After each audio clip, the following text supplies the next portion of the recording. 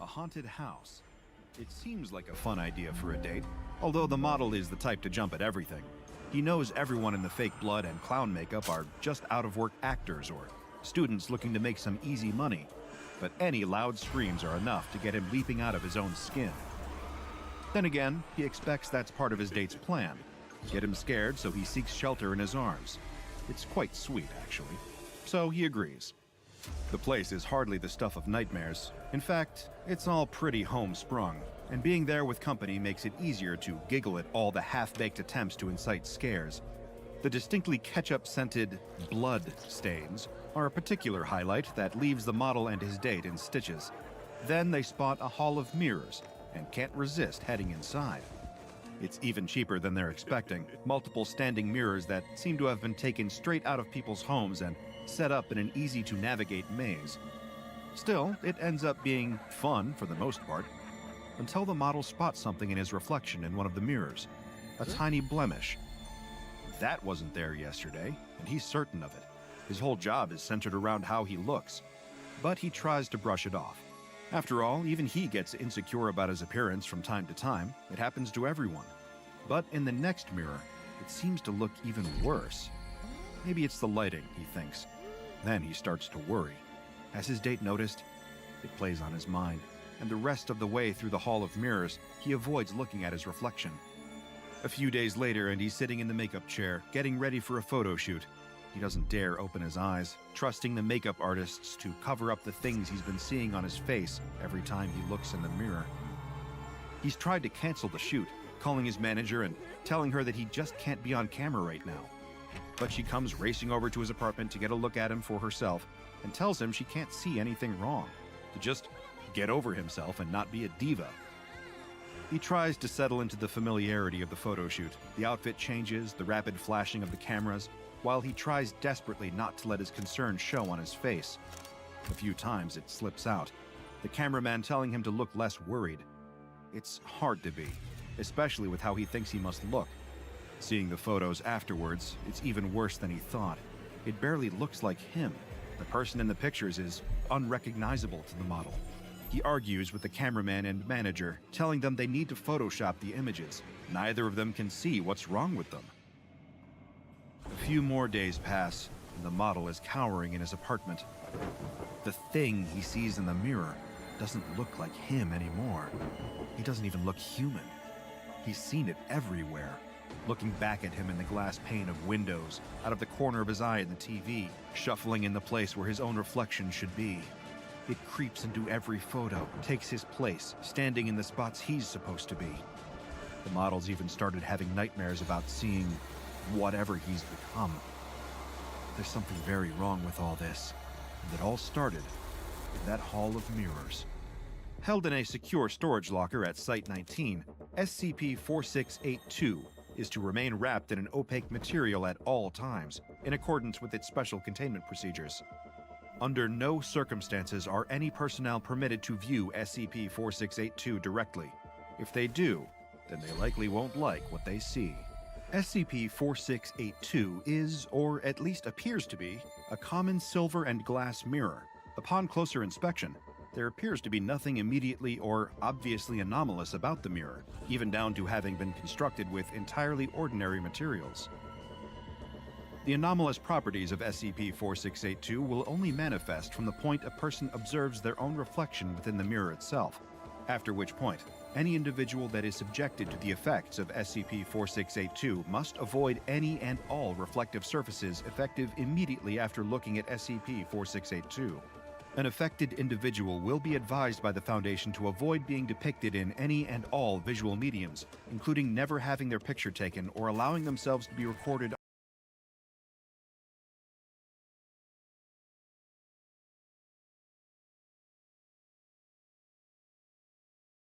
Research and Analysis Department will conduct therapy sessions with affected individuals on a monthly to weekly schedule, determined on a case-by-case basis, depending on the severity of the side effects they experience after looking directly at SCP-4682.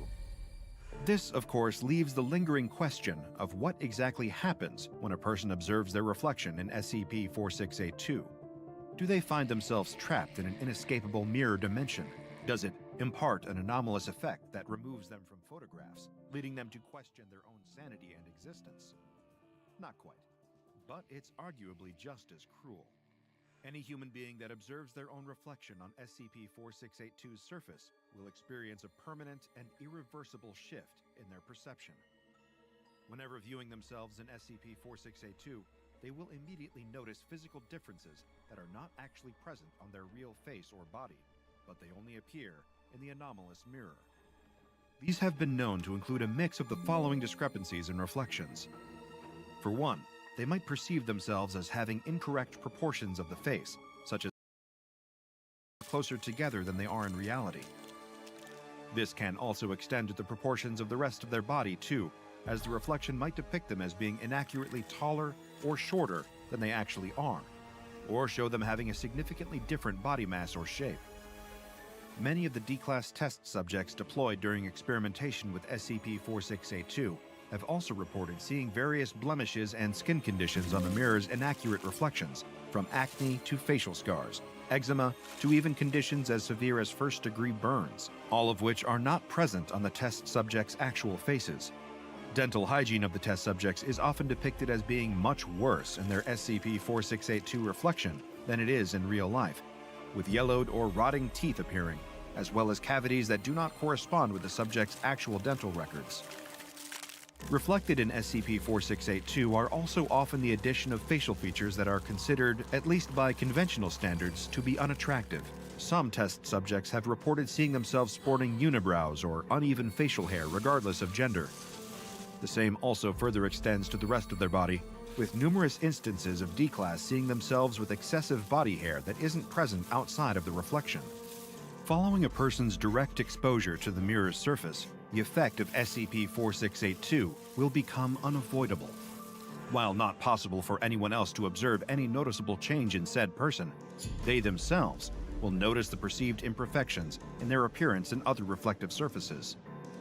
This extends not only to conventional non-anomalous mirrors, but also to television, computer, or cell phone screens, windows, and other glass surfaces, as well as anything that is polished sufficiently enough to produce a reflection. Additionally, these inaccurate anomalous differences to an affected person's appearance will be present in any photographs or video footage of them, meaning that there is virtually no proven way to convince them that these imperfections are actually present beyond pointing this out. The differences to a person's appearance are not present when they are viewed by others, or when they view themselves with the naked eye.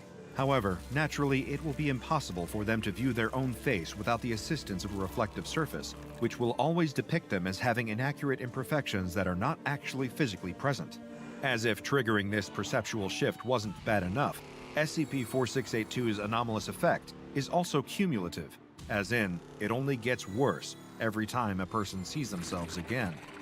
When viewing their reflection after exposure to SCP-4682, whether using the anomalous mirror, a normal one, or any other method, another new imperfection will seemingly have appeared. Any reflective surface or method of visual recording around them will appear to make more and more differences present in their appearance. Anyone around that observes the altered reflection of the affected person, particularly on a surface or through photographs, will also be able to view the same imperfections that they perceive. However, they will be aware that these are not actually present when they view the person directly. There is currently no known way to circumvent or cure the perceptual anomaly caused by SCP-4682 or negate the lasting effect of it. Even the administering of memory-altering amnestics have no effect, as even if an affected subject forgets what they originally saw in SCP-4682, or even forgets the moment they looked into it to begin with, in some cases, using amnestics to treat exposure to SCP-4682's anomalous perceptual alteration can irreparably affect a person's view of themselves. One member of D-Class that was given amnestics after viewing SCP-4682 began believing the imperfections they saw in their reflection had always been part of their natural appearance. For a time, this led to a degree of acceptance in this individual. Being unable to recall their encounter with SCP-4682 meant they had no inclination that their reflection had previously appeared any differently before being altered by the mirror. However, they began to notice additional inaccuracies when subsequently viewing their reflection in the mirror above the faucet within their living quarters at the Foundation. The cumulative nature of SCP-4682 perceptual anomaly gradually led to this affected D-Class developing outlandish theories about their own identity. One such train of thought revolved around the belief that the Foundation had replaced their real self with some kind of clone, believing themselves to be a replica of the original, inaccurately mimicking their appearance and possessing all their memories. After being dissuaded of this belief by Foundation psychiatrists, the affected D-Class later adopted a new theory that the Foundation had been intentionally applying sophisticated visual effects makeup and prosthetics to his face and body each day until he noticed. When they raised this theory with his fellow D-Class personnel, many dismissed it, saying that they looked no different from when they'd first arrived in Foundation custody. This then led to a growing mistrust of other members of D-Class. The affected subject believing that those around them were secretly privy to the continuing changes they noticed in their reflection, and had been instructed to lie by the Foundation. Gradually, the SCP-4682 affected D-Class developed an uncontrollable paranoia towards all Foundation staff. Unbeknownst to anyone else at Site-19, they began to believe the SCP Foundation had intentionally stolen their face and was deliberately changing their appearance every day as some means of sadistic, psychological torture. At one point, the fact that this had been the side effect of looking at an anomalous mirror was revealed by their appointed psychologist, but this explanation was rejected by the D-Class as being nothing more than an attempt by the Foundation to mislead them. Having been drawing up an escape plan in secret, the affected individual eventually experienced a psychotic break and shattered the mirror in their holding cell, both to prevent them from being able to observe the continuously worsening changes in their reflection, and in order to hide one of the sharper fragments of glass on their person, in order to use it as a makeshift weapon. During recreational time, the D-Class caught a member of Foundation security by surprise and took them hostage, threatening their safety with the shard of the mirror. Holding it to the throat of their hostage, the D-Class was still able to catch momentary glimpses of their altered reflection in the glass. Additional Foundation security officers attempted to intervene, but could not get close enough to the D-Class without risking potential harm to their captured colleague. When asked by officers attempting to peacefully negotiate, the SCP-4682 affected D-Class made continuous requests for the Foundation to return their real face. Further attempts were made to explain the effects of SCP-4682 to the D-Class. However, they once again refused to believe what they were being told. Growing more and more agitated, witnesses state that the affected individual caught another glimpse of themselves reflected in one of the facility's tinted windows. Upon seeing further alterations to their reflection, they became enraged and released their hostage before attempting something drastic with the mirror shard to get rid of this false face. They were subsequently transferred to the medical wing of Site-19, where they remained alive but unconscious for several weeks. As a form of compensation for the mental anguish imposed on them by being made to look at SCP-4682 and then being forced to forget about it, the Foundation offered to perform facial reconstruction surgery on the affected D-Class, as well as applying skin grafts to repair some of the lasting facial trauma. However, the D-Class instead refused, opting to keep their face wrapped in bandages and sterile wound dressing indefinitely, requesting that the Foundation instead develop some method of preventing them from ever seeing their reflection again. At present, there are several proposals to re-engineer the technology behind the scramble goggles to serve this purpose. One includes developing electronic contact lenses that either blur or completely remove an individual's reflection from their vision in real time. However, these proposals are still awaiting review and approval by Foundation higher-ups. A number of other D-Class personnel used during testing of the anomalous mirror have reported suffering major psychological difficulty after witnessing their altered reflections. In particular, those who have seen the cumulative effects of multiple imperfections being added thanks to SCP-4682. Many report being unable to recall what they originally looked like before seeing the inaccurate changes in their reflections, with some even developing severe depression, anxiety, and insecurity connected to their appearance. In addition to this, there have been numerous documented cases of test subjects suffering from severe body dysmorphia following testing with the object. Given that this is one of the more common outcomes that can be caused by looking at SCP-4682, and in order to discourage personnel from doing so, the anomalous mirror is often widely referred to simply as the body dysmorphia mirror. The Foundation first encountered the mirror while investigating a missing persons case in Broken Bow, Oklahoma. A civilian, referred to simply as Rob, had reported to police that his boyfriend had been out of contact for a concerning amount of time, and an investigation into his whereabouts was subsequently launched. While this would typically be solely the concern of local law enforcement, a member of an SCP Foundation mobile task force happened to be operating undercover within the area's police force. This agent belonged to MTF Iota-10. Members of this task force do not strictly operate as a cohesive unit, but are instead a number of undercover operatives spread out across various international, federal, and local law enforcement agencies. This includes the Central Intelligence Agency, Federal Bureau of Investigation, Ministry of Intelligence, and various police departments. The primary goal of this mobile task force is transferring potentially anomalous evidence recovered during investigations into Foundation hands, as well as reporting any anomalies discovered in connection to criminal acts to the SCP Foundation.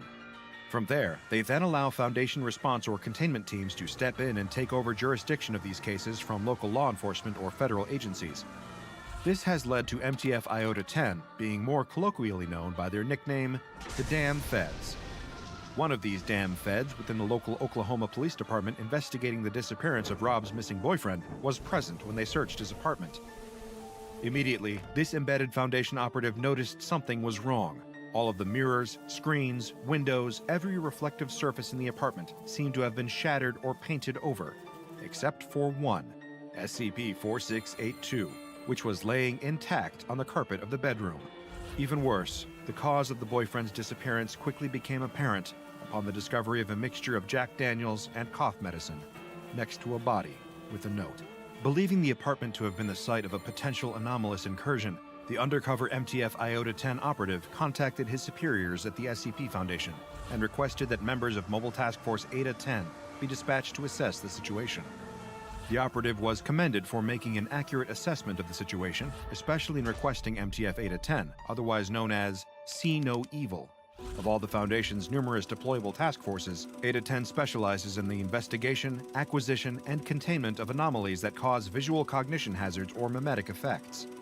In short, anything that cannot or should not be directly observed in order to be safely handled.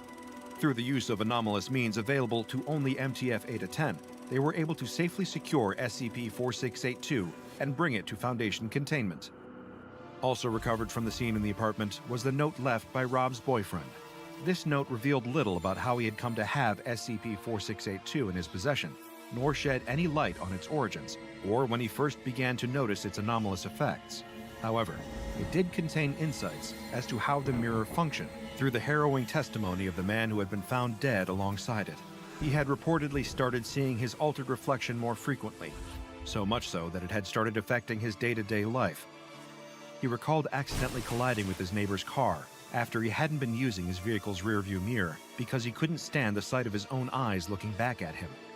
It had seemingly become so bad that he had smashed the bathroom mirror in his apartment, unable to look into it for more than a second. However, still being able to see himself in the broken fragments, he tried throwing them away, only to still catch his inaccurate reflection on the metallic surface of his dishwasher. Every time a reflective surface showed imperfections on his face thanks to SCP-4682, he destroyed it, smashing his phone when he saw his reflection in the glass screen protector. According to his note, he even took a hammer to a hand mirror that Rob had given him as a gift, destroying it so thoroughly that there were only tiny shards and splinters of glass left. And he could still see himself in those too. Desperation had long since set in, and he was considering somehow inducing blindness in himself, before eventually deciding that there was only one way to be rid of the sight of his own face for good. He had been seeing himself with crooked teeth and chewed fingernails, and had started to believe that Rob's feelings had enabled him to look at his boyfriend with rose-tinted glasses.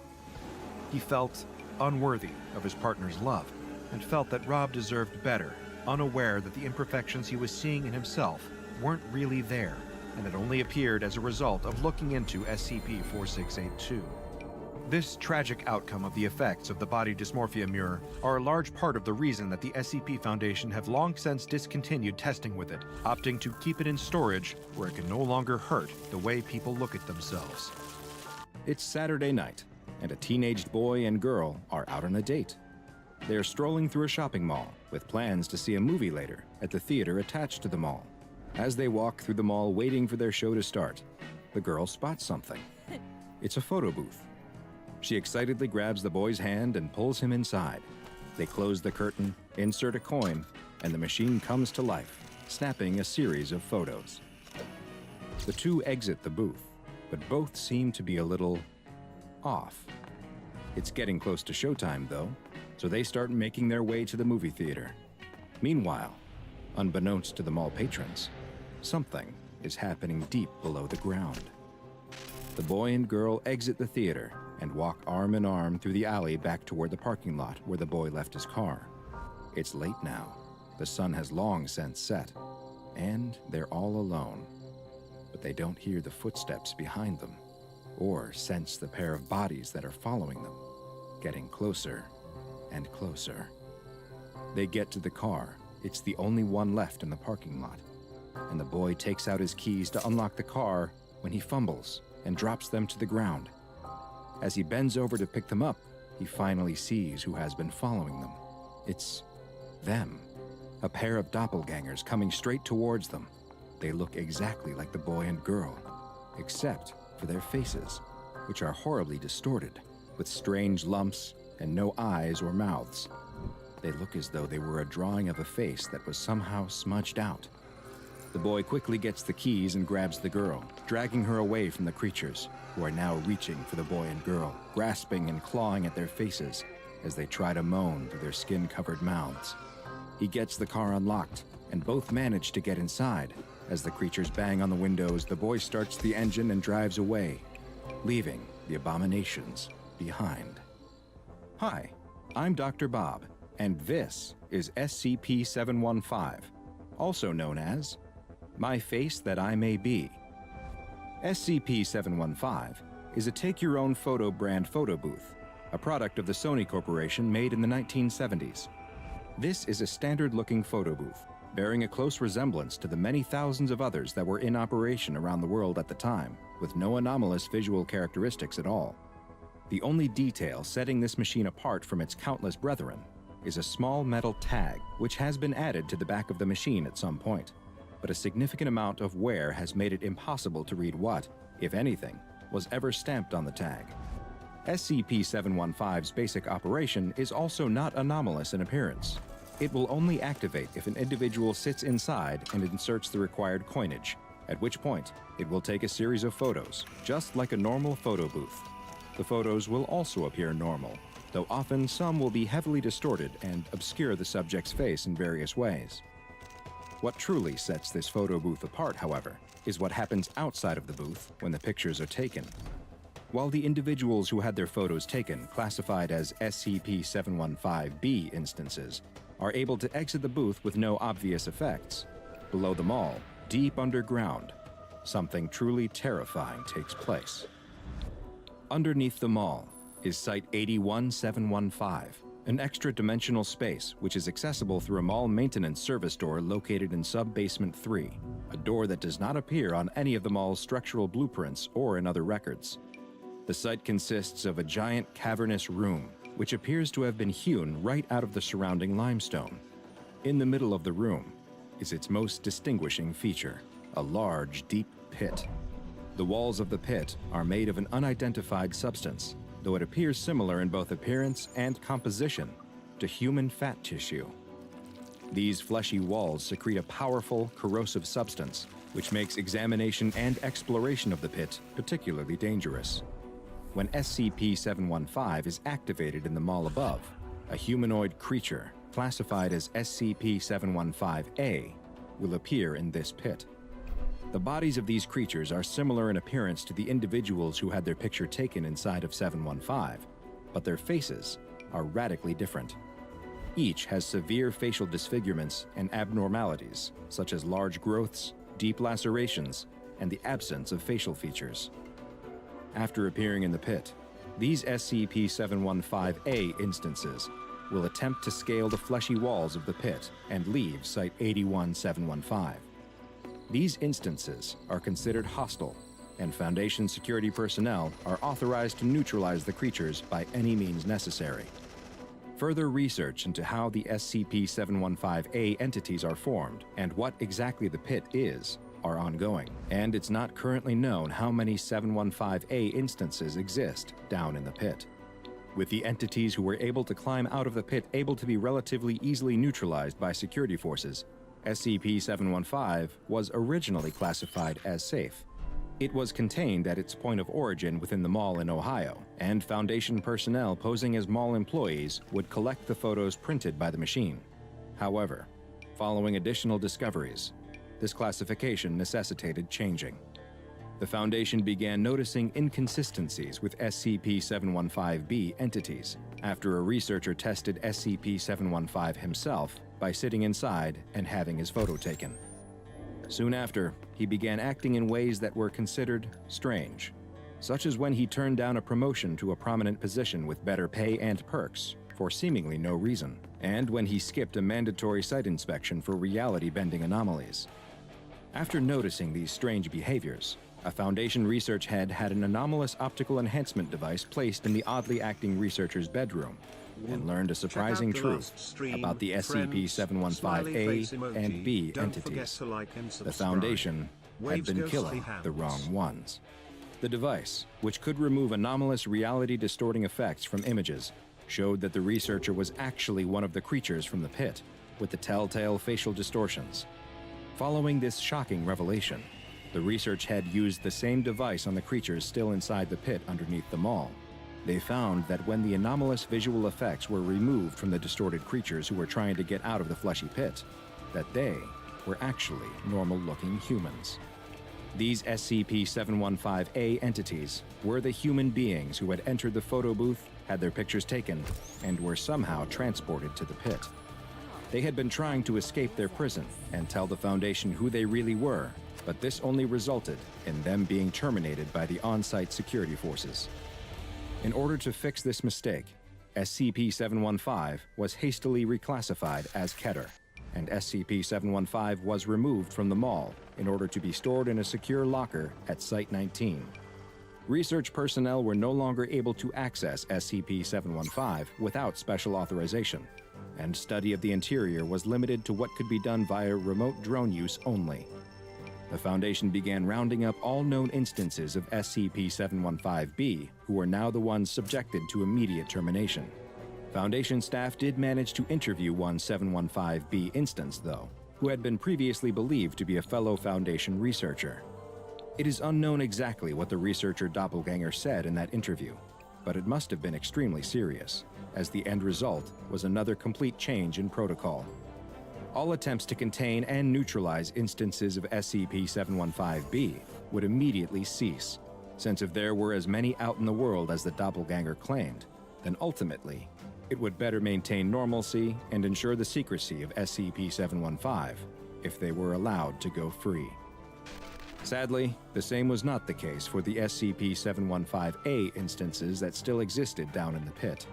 The researcher doppelganger advised that it would be unwise to remove them from the pit, and the current Foundation policy is that down in the pit is where they will remain. Following this interview, SCP-715 was reclassified once again as safe. The photo booth was also moved again, this time to a maximum security storage locker at Site-81, and Foundation personnel have been prohibited from interacting with SCP-715B instances at all. However, there is one more piece of information about SCP-715, and it is only accessible to those with proper security clearance. Another Foundation agent was found to actually be an instance of SCP-715B and taken into custody for observation. While under surveillance, it was discovered that this instance, classified as SCP-715B7, was emitting low-level radiation that was somehow directed at Site-81-715, the location of the pit. During an autopsy of the creature, it was found that the radioactive emissions were actually increasing in output and frequency, and soon after, a power outage and containment breach occurred at the site where the autopsy took place. Following these events, the body of SCP-715B7 disappeared, and video surveillance confirmed that several members of Foundation staff were responsible, all of whom had been involved in SCP-715 research. The staff members escaped with the body and left no other evidence behind, save for a single photo with the ominous text, "My ears that I may hear, my eyes that I may see, my mouth that I may speak. Do not touch my face." No other information regarding SCP-715 has been found, and many questions remain. Just what are instances of 715B? And what do they want? Are they some kind of hive mind colony that reproduces through the use of a mysterious photo booth? What happens to those left behind in the pit? And what will they do should they ever get out? A kindly-looking old woman is carrying groceries into her must have been extremely serious, as the end result was another complete change in protocol. All attempts to contain and neutralize instances of SCP-715B would immediately cease, since if there were as many out in the world as the doppelganger claimed, then ultimately, it would better maintain normalcy and ensure the secrecy of SCP-715 if they were allowed to go free. Sadly, the same was not the case for the SCP-715A instances that still existed down in the pit. The researcher doppelganger advised that it would be unwise to remove them from the pit, and the current Foundation policy is that down in the pit is where they will remain. Following this interview, SCP-715 was reclassified once again as safe. The photo booth was also moved again, this time to a maximum security storage locker at Site 81, and Foundation personnel have been prohibited from interacting with SCP-715B instances at all. However, there is one more piece of information about SCP-715, and it is only accessible to those with proper security clearance. Another Foundation agent was found to actually be an instance of SCP-715B and taken into custody for observation. While under surveillance, it was discovered that this instance, classified as SCP-715B7, was emitting low-level radiation that was somehow directed at Site 81-715, the location of the pit. During an autopsy of the creature, it was found that the radioactive emissions were actually increasing in output and frequency, and soon after, a power outage and containment breach occurred at the site where the autopsy took place. Following these events, the body of SCP-715B7 disappeared, and video surveillance confirmed that several members of Foundation staff were responsible, all of whom had been involved in SCP-715 research.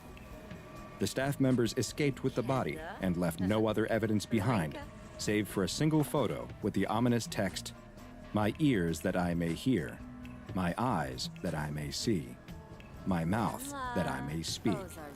Do not touch my face." No other information regarding SCP-715 has been found, and many questions remain. Just what are instances of 715B, and what do they want? Are they some kind of hive mind colony that reproduces through the use of a mysterious photo booth? What happens to those left behind in the pit? And what will they do should they ever get out? A kindly-looking old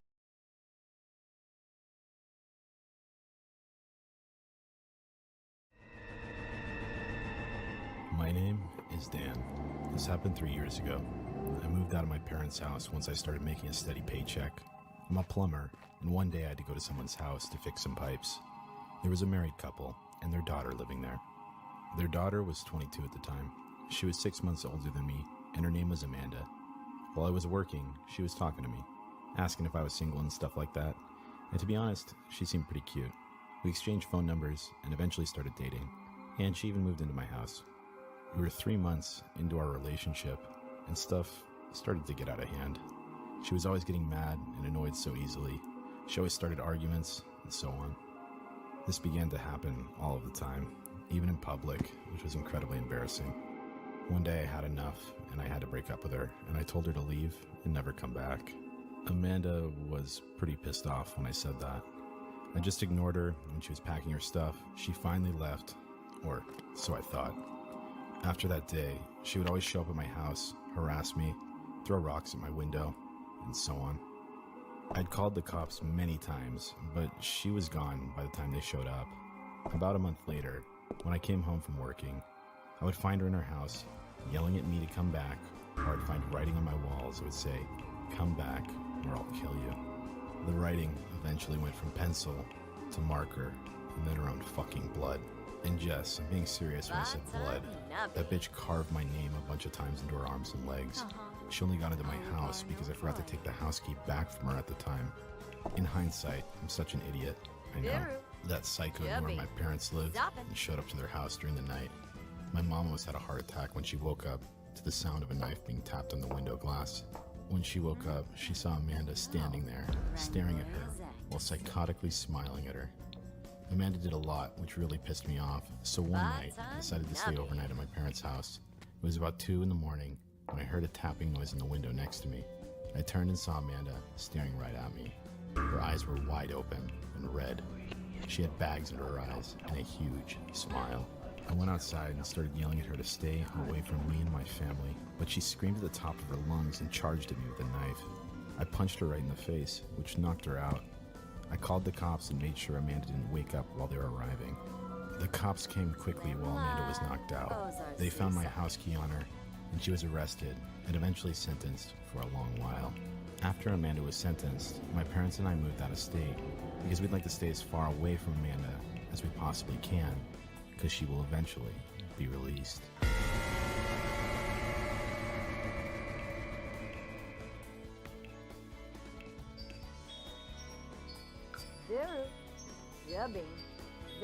This happened to me at the beginning of this year, just after I lost my husband to meningitis.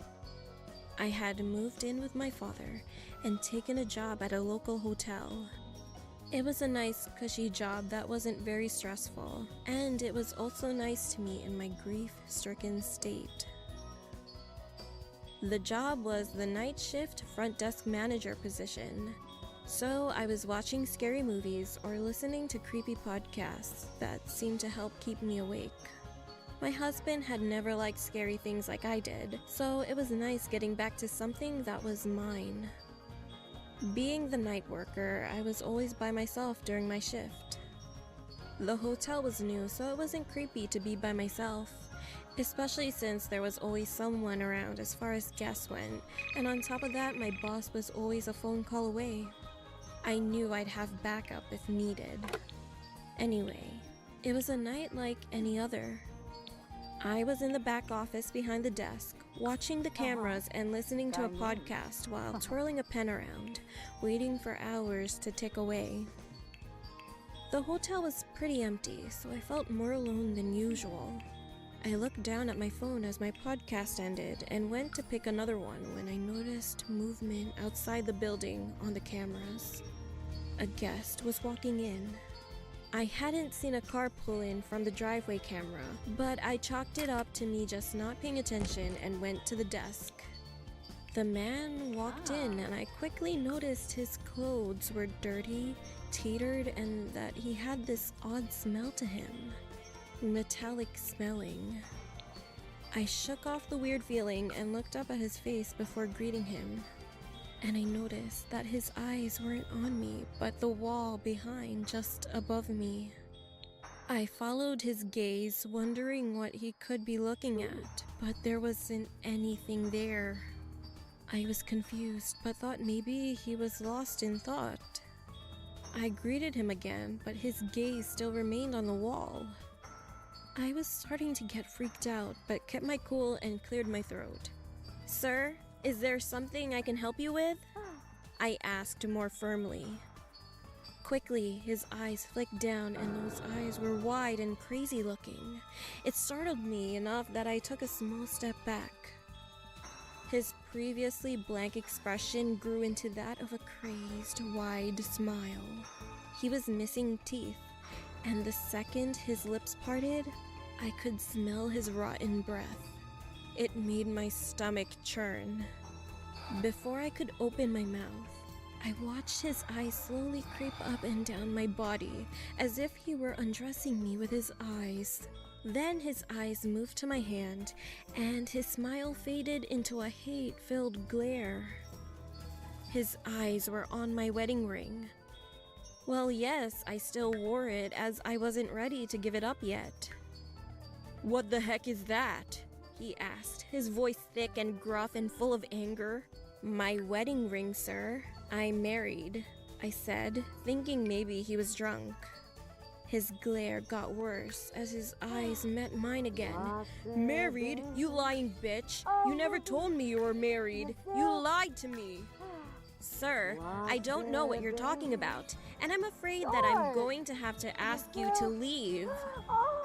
I I was so scared at that moment, but tried desperately not to cry.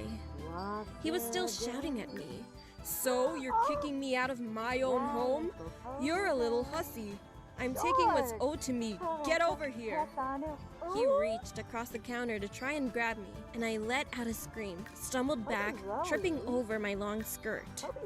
I crawled quickly for the office door as he rushed to the counter. He grabbed my shirt, tearing it down the back as I went to slam the door shut, and I slammed it on his hand, making him scream in pain as I heard the bones break. As he let me go, I managed to finally shut and lock it before going into my boss's office. And as I dialed 911, I could hear him screaming at the office door, kicking as hard as he could to get it open. The operator stayed on the phone with me until the cops arrived. It took 3 grown officers and a taser gun to take him down and get him in the car. When everything was safe, I was sat down for a statement, and my boss and father were called. As my father was getting me into his truck, I heard an officer say that the man was a highly wanted man from Florida who had escaped a psychiatric facility. After he escaped the facility, he went looking for young brunette girls who were heavyset like me, or rather like his late wife. He had killed her and cut out her eyes and breasts, and done the same to 2 other girls in Alabama, so I could only guess he planned to do the same to me. Thank God for strong deadbolts and all of the police officers. I used to work at a call center company, and my shift started at 11 p.m. Since training, I'd heard a lot of ghost stories about our building. Of course, I didn't believe them, and I really wouldn't have cared anyway, because all I cared about was work. One night, I went on a short break to go to the comfort room. Our office is located at the left corner of the building, and usually it's quite dark compared to the other office corners. I normally use the comfort room in the middle of our building because it's bigger and a lot of people go there. But since it was just a short break, I chose to use the executive's comfort room because it was much closer. Besides, it was always clean and looked a lot nicer compared to the other ones. When you enter the comfort room, the first thing you see on your right side are 2 sinks, a large mirror, and 2 lights above them. Then there are 3 cubicles on the right side and 2 cubicles on the left side of the room. When I entered, I noticed that the room was a little bit darker than usual. Some of the lights were not on, and only the cubicle in the corner on the right side had paper left, so I entered that one. When I was sitting on the toilet, I heard someone come in and entered the cubicle next to mine. And then I heard a woman crying. I tried to ask if she was okay, but she just kept crying. As I finished my business and stood up, the crying suddenly stopped. Concerned, I stood outside the door of the middle cubicle, knocked slightly and asked again if she was okay, but there was still no answer. I tried peeking under the cubicle door, but no one was in there. But I could have sworn I heard someone come in earlier. I felt a bit spooked as I remembered the ghost stories that my coworkers used to tell about our building. I started walking fast to the exit, but somehow the doorknob that was fine when I'd entered was now broken, and I couldn't get the door to open. I was getting actually scared. The crying began again. I started banging on the door and shaking the doorknob. It was no use. And then the sound of the woman crying started getting closer. Panicking, I also started crying while banging desperately on the door. The crying stopped. I could feel the woman standing right behind me. One of the lights in the ceiling started flickering, and the door still wouldn't open. I tried to avoid looking back in fear of what I might see, but from the corner of my eye, I saw in the mirror a reflection of a woman in the flickering light. She wasn't standing at my back. Half of her face was visible in one of the cubicle doorways. I closed my eyes. I was soaked in cold sweat. I remember shaking from fear, thinking I was going to die. I started praying as I cried. Only a minute or 2, though it felt much longer, passed before the door suddenly opened and a maintenance lady stepped in. I was so relieved. I told her about what had happened, Donut emoji. She just apologized Sleeping for the face broken emoji. doorknob and Hi ignored viewers. everything I said about Look the it up crying here. woman. Don't forget to like and I went subscribe. straight to Waving the office hand and emoji. apologized to my supervisor for coming back late from my break. I tried to tell her about what happened and told her that I was not feeling well, that I didn't think I could finish my shift that night. She didn't seem to believe my story. I warned my coworkers as well, and told them about my scary toilet trip. I never went back to that comfort room ever again, and eventually left my job a few months later.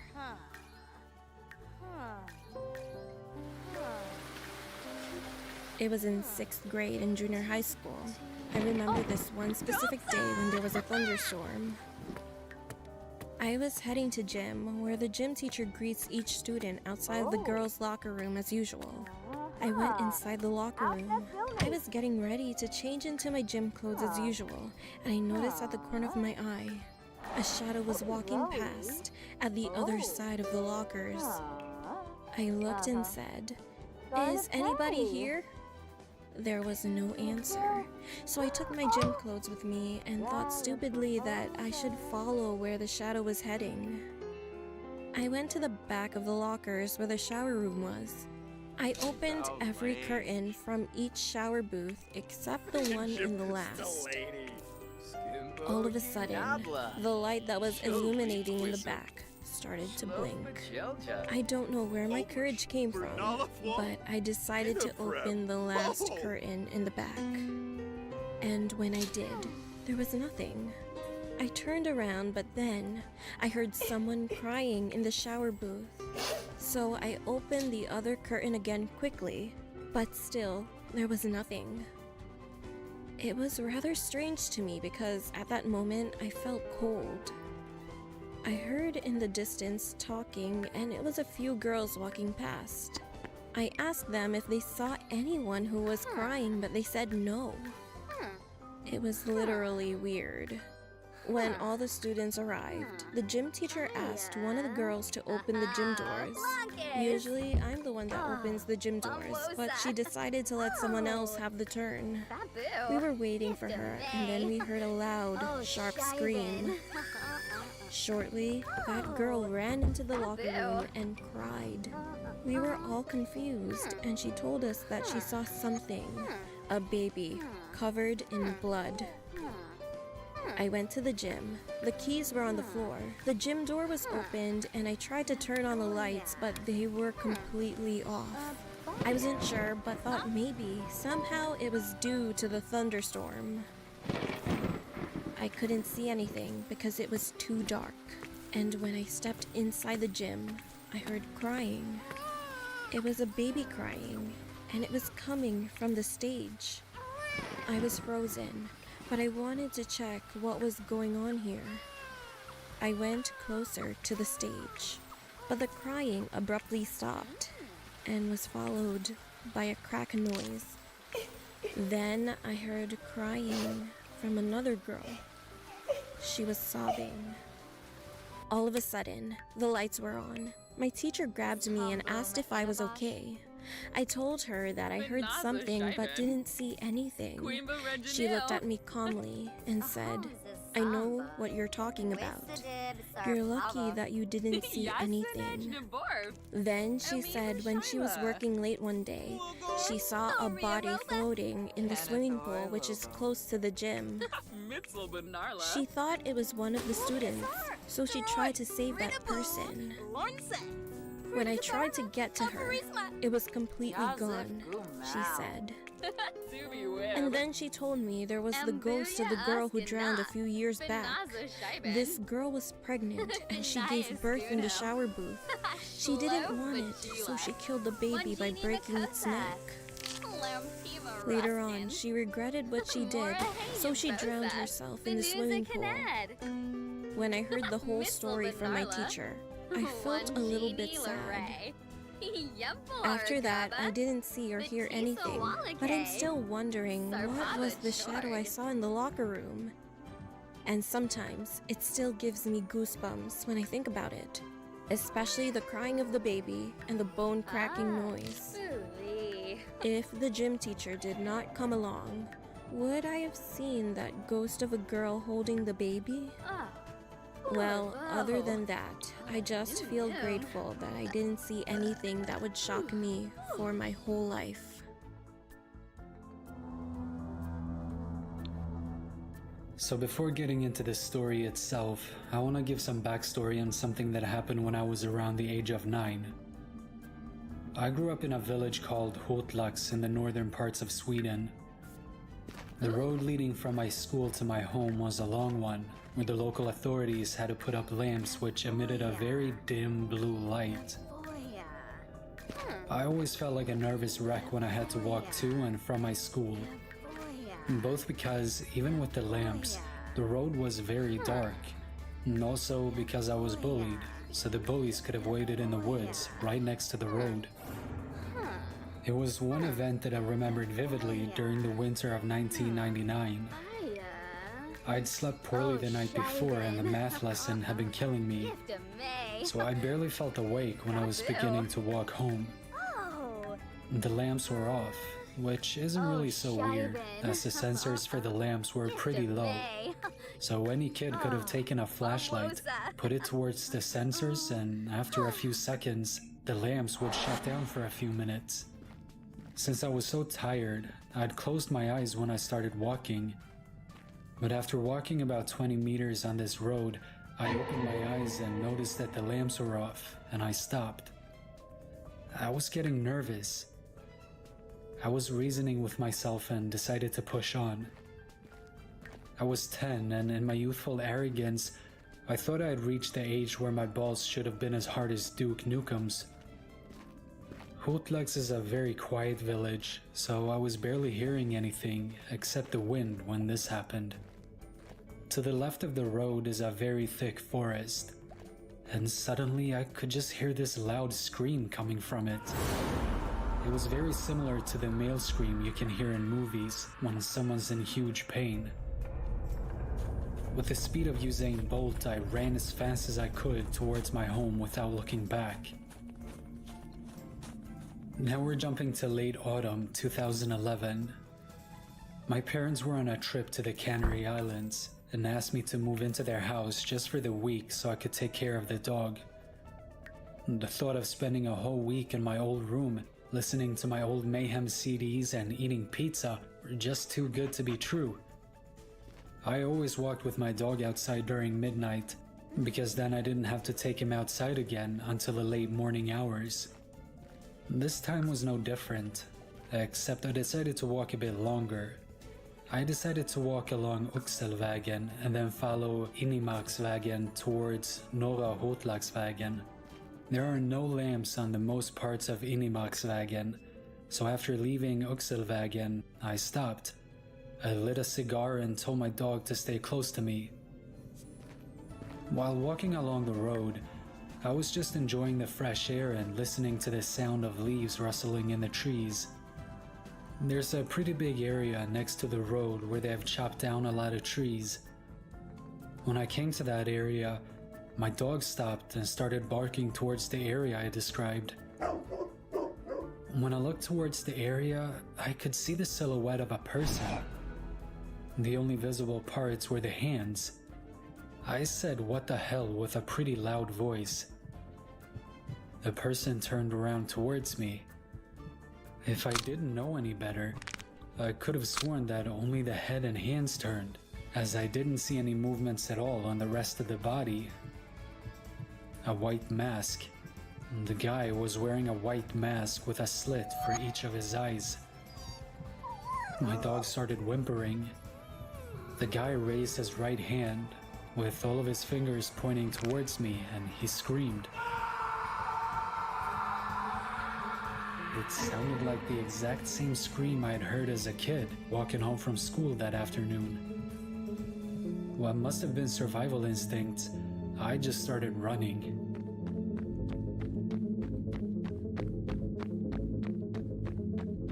When I had ran for 20 meters or so, I stopped to see if my dog was still with me, which he was, and then looked towards the spot the guy had stood.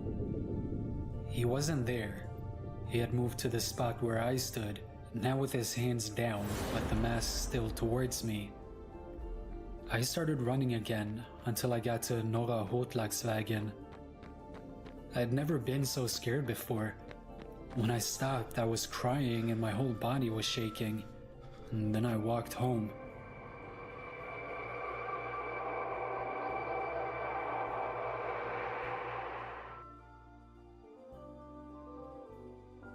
This happened when I was in my junior year of high school. I was picked as a candidate for a beauty contest, but I didn't know how to sing or do something out of the ordinary. So I decided to dance with two of my friends from class. We planned it in class and agreed to rehearse our choreography immediately. There was an empty house in front of my house that had a caretaker. My mom and the caretaker were friends, so I asked her if I could use one of their empty rooms to rehearse our dance. She agreed, but told us that the electricity doesn't work, so it was best to practice during the daytime. The house was pretty big. It was 3 stories tall with a rooftop. However, this house was unfinished. After class, we all gathered in front of the house. It was around 4 p.m. I brought my laptop to play music, and we practiced for a while and finally almost memorized it. Then I suggested that we should record our dance using my laptop's camera to see if we were making any mistakes or weren't synchronized. We were having fun with each other while dancing, and we even took pictures. After that, while taking a break, we played our dance video. It was good at first. However, in the middle of us dancing, there was a woman's awful screaming in the background, like someone was being murdered. The same continuous scream was going on and on while it was recording. It was already getting dark outside, and we were in shock that we couldn't even move our bodies at all. We knew that we were the only ones in the room.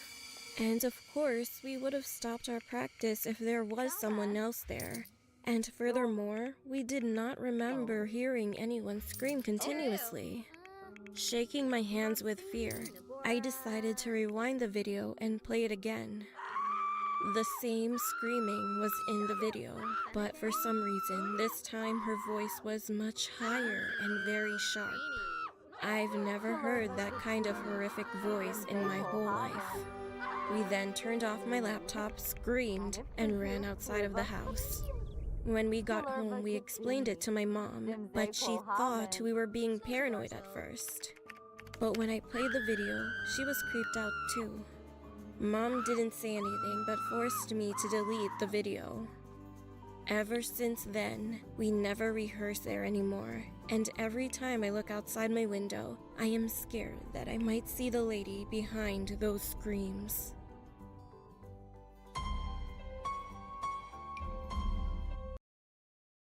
Old woman is carrying groceries into her home. When she closes the door, a crack forms in the wall, and a tile slides down off her roof, crashing to the ground and shattering. The next day, the local builder seems confused. He just fixed a similar problem a week ago at another house, and another the week before that. He'll patch this crack just like he did before and repair the roof, but as he does so, he can't help but think he'll be at another house with the same problem soon. Old people are like this sometimes, though, breaking things on purpose to get someone to come visit them. Oh well, as long as the money is right, he'll keep doing the repairs. That evening, the old woman is in bed when she's woken up by something falling onto her face. A crack is opened in the ceiling right above her bed, and plaster is falling on her. What is happening to this house? She would have to call the builder again in the morning and let him know that it was getting worse. She gets up to clean the plaster dust off her face, but stops halfway to the door. Was that a noise she heard? It sounded like it was coming from downstairs. Another noise. She definitely heard something. Is someone in her home? Hello? She cries out. Whoever you are, you better go. My husband is going to be home any moment, and he won't be happy. The noises seem to have stopped. Maybe she was imagining things. Who would rob a poor old woman after all? She didn't have anything worth taking. She still needs to wash the plaster off her face, though. She listens for a moment, and when she doesn't hear anything else, she opens the bedroom door and screams. The next day, a child stands in front of the house with a look of shock. Was there an earthquake? How could a house end up like this? They ring the doorbell, but there's no answer. They knock on the door and are surprised to find that the door is open. "Grandma?" the child cries into the quiet house. No response. The child enters and looks around. The house is a mess. Chunks of plaster have fallen off the walls and ceiling. Shelves have fallen over, spilling their contents. And there's broken glass from shattered light bulbs everywhere. The boy looks up the stairs and can see that his grandmother's bedroom door is open and the light is on. "Grandma, are you up there?" Still no response. The child nervously starts up the stairs, gripping the railing tight. They quietly make their way to the bedroom and step into the sliver of light coming from the cracked door. The child pushes the door open to find their grandmother on the floor. Only, it isn't their grandmother. Whatever this is looks like their grandmother, but like she has been stretched and twisted, her body bent at angles where no joints exist. The child is paralyzed with fear, unable to do anything but stare. But the nightmare isn't over yet, because their grandmother is still alive. Sadly, reports like these are all too common in this small town that is plagued by attacks from SCP-783, also known as the Crooked Man. SCP-783 is an extremely dangerous anomalous creature that is currently plaguing the population of Tembe, a small rural village in Oxfordshire, England. Every 12 years during the fall and winter months, SCP-783 will engage in a period of hostile behavior that lasts for roughly 70 days, during which time it will target and attack people who are indoors and alone after sunset. Those targeted by SCP-783 will find that the building they are in rapidly deteriorates, causing damage and creating structural integrity issues. These often appear as cracks on the outside of the building that lead to the buildings taking on a crooked appearance. Unfortunately, while the SCP Foundation is aware of both the location and the periods within which SCP-783 operates, it has so far been unable to prevent any attacks. Additionally, the Foundation has yet to be able to produce either an image or even a physical description of SCP-783 due to the effect it has on recording equipment. Cameras set up to capture the anomaly produce only distorted or corrupted footage, leaving its appearance a mystery. Victims targeted by SCP-783 meet a fate that is, in many ways, worse than death. Their bodies will experience extreme deformations, as their bones suffer dozens of fractures and are stretched and twisted in various unnatural directions. They are then healed by the rapid generation of cartilage and the growth of extra skin to cover the new elongated limbs, leaving the victims a malformed knot of gnarled extremities.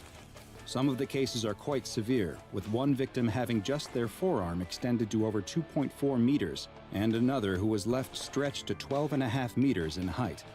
Despite the gruesome injuries suffered, the majority of victims are still alive following the attacks, though they will more often than not be left completely paralyzed, in a persistent vegetative state, or both. 27 victims of SCP-783 are currently being held in a long-term care facility within a wing of a local hospital that was requisitioned by the Foundation specifically for the care and treatment of 783 victims. Like many of the anomalies that the SCP Foundation investigates and contains, many of the residents of Tembe appear to have some awareness of the Crooked Man, and the anomaly has become something of a local boogeyman. Researchers have even documented local school children singing a nursery rhyme that appears connected and may even explain the origins of the creature. It goes, "There lived a crooked man who made a crooked deal. He kept a crooked cane and his catch in crooked creel. He stole a crooked child who cried a crooked squeal, and that crooked little man was broken on the wheel." A month before a recent SCP-783 period of activity was to begin, a Class D personnel, D-209, was sent to live in a Foundation-owned home in the village. Audio and video recording equipment was set up throughout the house in case the D-Class was targeted, in the hopes that some information could be gleaned should something take place. 43 days after he began living in the house, something finally did. One evening while in bed reading a book, D-209 heard noises on the ground floor of the home. Cameras on the first floor experienced corruption and showed only a distortion moving through the house. When D209 attempted to leave the bedroom and escape the home, they immediately encountered SCP-783. During a period of time that lasted roughly 5 hours, their bones were broken numerous times and reset over and over, leaving D209 a twisted mass of flesh and bone. Strangely, at the exact same time that D209 was being attacked, all 27 of the living prior SCP-783 victims in the hospital experienced violent seizures, despite most of them having been declared functionally brain dead and the rest being totally paralyzed. Also concurrent with the attack was a seismic event on the outskirts of town, and the details revealed by this event were both illuminating and extremely disturbing. Foundation personnel were dispatched to the site of the seismic activity to investigate and determine if it was connected to SCP-783 in any way. There, they found a small group of angry townspeople, perhaps frustrated by seemingly unending paranormal events in their town and the lack of progress that had been made to stop them. After a tense standoff, SCP Agent Collins fired her service weapon into the air, and the crowd quickly scattered. Now, free of distraction, the agents could begin their investigation in earnest. They immediately spotted several objects sticking out of the earth. Upon closer inspection, these were identified as elongated human toes. A dig team was sent to the site, and by the next day, a mass grave had been uncovered that was filled with a twisted mass of what appeared to be victims of SCP-783. Their mutated and drawn-out bodies were well preserved despite being buried directly in the ground, and had all been buried head down, with their arms extending deeper into the burial pit. As one researcher was attempting to take a tissue sample from one of the bodies, the ground beneath him gave way, and he fell into the pit.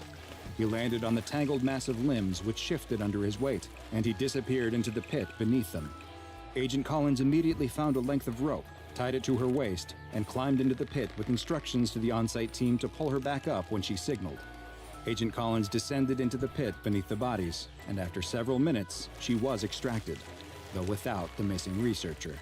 At debriefing, she described how she found an anomalous location under the ground beneath 783's victims' corpses, and she was so rattled by what she saw that she was granted a temporary leave of absence. The Foundation had to know more, and a D-Class personnel was quickly selected for exploration of the underground anomaly. D-2172 was equipped with audio and video recording equipment, along with several scientific measurement tools, as well as a firearm, and was lowered down into the pit via crane. Their wired tether to the surface would both send the information they collected back, as well as serve as their lifeline to the surface. As D-2172 was lowered past the mass of corpses into the darkness, they experienced a sense of vertigo before it was realized that the anomalous effects extended to gravity as well, which had become reversed, and that they would need to start climbing up in order to descend further into the pit.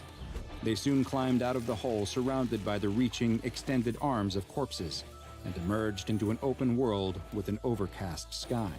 It looked exactly like the town of Tembe, with the same buildings present there as in our world. The world appeared to be uninhabited, though, with no sign of the missing SCP Foundation researcher. D-2172 began investigating the buildings and found them all to be empty as well, though they did unfortunately find signs of a struggle in one house, with what looked to be evidence of the missing researcher's demise. They continued exploring the area and found that the anomalous properties of the location extended to its borders too. And as the D-Class walked north out of the town, after several kilometers, they found that they were now somehow back at the southern edge of the town. D-2172 was ordered to return to the entry point, but as they walked, they were suddenly impeded by the deformed body of an SCP-783 victim that stretched across the road in front of them. D-2172 drew and fired their weapon at the entity, but it didn't react, and they were forced to retreat into the nearby woods. After several minutes, they stopped to rest, and they spotted something else. In the distance, the D-Class saw what looked to be a giant white birch tree, and it was coming towards them. As the living tree approached, it became clear that it wasn't a tree at all. What looked like branches were extended bony fingers that it was using to walk. The long branch-like fingers were coming out of the top of the tree, where D-2172 could see their origin. These branches were the elongated fingers of the missing SCP Foundation researcher. D-2172 turned to run as the giant living tree chased them back into the town, firing their weapon at the creature whenever they had the chance, but was unable to stop it. The visual feed was soon lost as the audio continued to broadcast the screams of D2172. But this wasn't the end of the expedition. The on-site team was surprised to witness after several hours that the tether was pulled on twice, the signal that it should be reeled in. A medical team was sent to the site since it was assumed that D2172 would need immediate care, and the team began reeling in the line. After several minutes, they spotted the harness that should have been strapped to D2172, but with nothing in it. They continued to pull, but the harness became stuck on the mass of corpses in the pit. They then noticed that it wasn't actually stuck. There was a hand holding onto the harness for dear life. It was D2172's hand. The team kept pulling as D2172's arm kept stretching out of the pit to a length of over 3 meters. But eventually, the resistance became too much. D2172 lost its grip, and it was seen sinking back into the mass of corpses inside the pit. Following this expedition, it was determined that only special operations teams and mobile task forces would be used to explore the dangerous anomalous location in the future. At least 3 such expeditions have been undertaken, though the details remain classified for the time being, and perhaps it is for the best if they remain so. The SCP Foundation will continue to monitor the town of Tembe in an attempt to learn more about SCP-783 and hopefully discover a means to contain it and its related phenomena. Due to the difficulty in containing the anomaly, it has been classified as Keter, and a local building adjacent to the Tembe Hospital has been requisitioned and designated as Provisional Site 5 in order to accommodate the increased Foundation presence. As the SCP Foundation continues to research this mysterious and highly dangerous anomaly, any victims of SCP-783 are to be retrieved, their injuries cataloged, and then their bodies are to be incinerated. Tell me if My name is Christian. This happened 3 years ago, and I was living in a dormitory with my best friend, Miko. I was a civil engineering student at that time, and Miko was a pharmacy student. The dormitory where we were staying had 9 rooms overall. Our room was quite small, but enough space for 2 people. The kitchen was at the opposite end of the entrance door, and we had no fire exit. The restroom was just at the left side of the kitchen, and the bed, that we even shared together, was on the right side. And there was a table in the middle where we used to eat, or make it as a study table. Our dormitory had rumors about ghosts in there, but we hadn't encountered any in our 2 years staying. So one day on Friday morning, before going to school, we decided to put a hot cup of coffee in the sink. I know that was such a stupid thing, but we were curious about it. If this became empty when we came back from the school, Ghost emoji. then this is a haunted dormitory, Check out I the told last him. stream. There were so Then many. we left for school. Like and And subscribe soon I for forgot more about the ghostly coffee fun. thing Ghost because I was emoji. quite busy with the calculus examination. After that, when I came back to the dorm, around 7 p.m., I saw Miko was sleeping in his bed. It was quite weird since usually when I come back to the room, he was either playing games or cooking in the kitchen. But it didn't bother me since it was a midterm season and I thought that he might just be exhausted. Suddenly, I remembered the mug of coffee that we put in the sink earlier in the morning. I put my bag on the table and headed straight to the sink. I saw the coffee was still full. So I said, "Told you, there's no ghost." So I poured out the hot coffee and washed the cup. Right after I washed the cup, my phone inside my pocket vibrated. Someone was calling me. I looked at the phone, and it was Miko. I stared at the bed where Miko was still lying and sleeping. I shouted, "Hey man, why are you calling me?" But he didn't respond.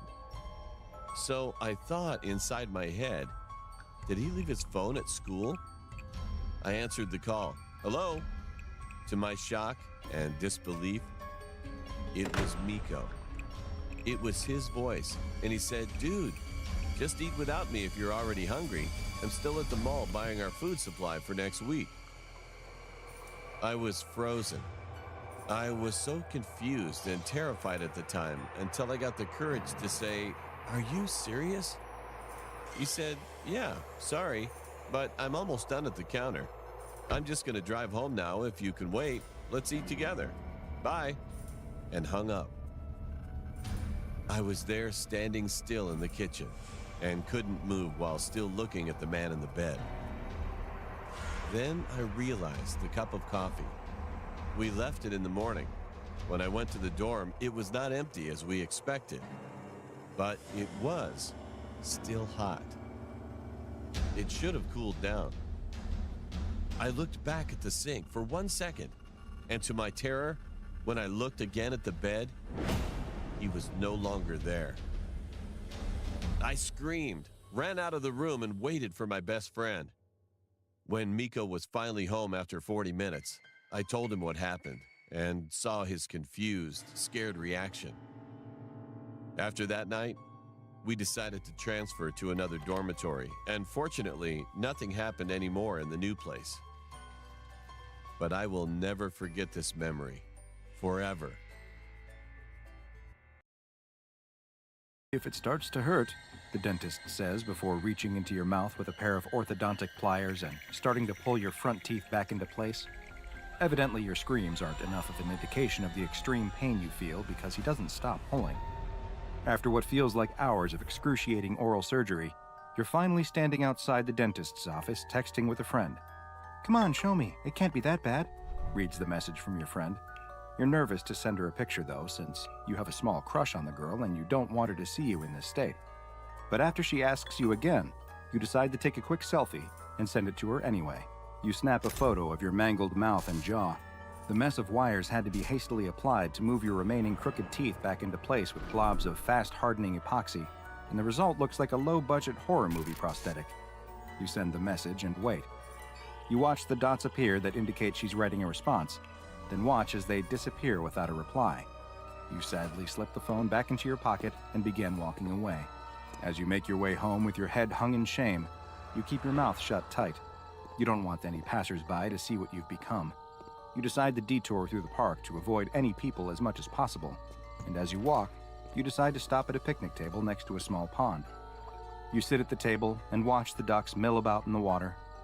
You have it so lucky, you think. Ducks never have to worry about their teeth getting knocked out by a baseball and leaving them looking like a monster. The ducks suddenly all start moving away from your side of the pond, eventually taking flight and leaving completely. You get the sense that they're trying to get away from something, and you turn around, but there's nothing behind you. Oh, it must be me, you think. But then you get the sense that there is something behind you, and turn again. Still though, there's nothing. It's just you, the picnic table, and the empty pond. You turn back to watch the still water, but you can't shake the feeling that there's someone behind you, and turn again. "Hello? Is anyone there?" you ask, but no one answers. You turn back to the pond and you scream in fright at the thing standing before you and fall back off the picnic table. You get up out of the dirt and you don't wait to stick around to see who or what this thing is. You start to run as fast as you can, but you immediately hear it chasing after you. Instinctually, you take out your phone and start trying to take pictures of whatever it is that's behind you. You know no one will ever believe you, and you want some evidence of this thing. You manage to snap off a couple of pictures, but you can hear the creature gaining on you. You scream as your mouth begins to ache. Perhaps running this soon after your surgery is causing your damaged teeth to shift, and the pain is intense. It starts to feel like your mouth is full of jagged rocks, but you can feel that it is your teeth pushing out and stabbing into your mouth. You take one last picture before the creature leaps on you, sending you both to the ground, and your phone tumbling into the dirt. Early the next morning, a police perimeter has been set up in the park. The detective arrives and walks past the traumatized-looking jogger who must have been the one that discovered the grisly scene. An officer guarding the site lifts up the police tape so the detective can enter the crime scene that surrounds a body lying under a white sheet. The detective asks the officer if they've found anything yet, and the officer hands the detective a plastic bag containing a dirty cell phone. The detective puts on a latex glove and removes the phone from the bag.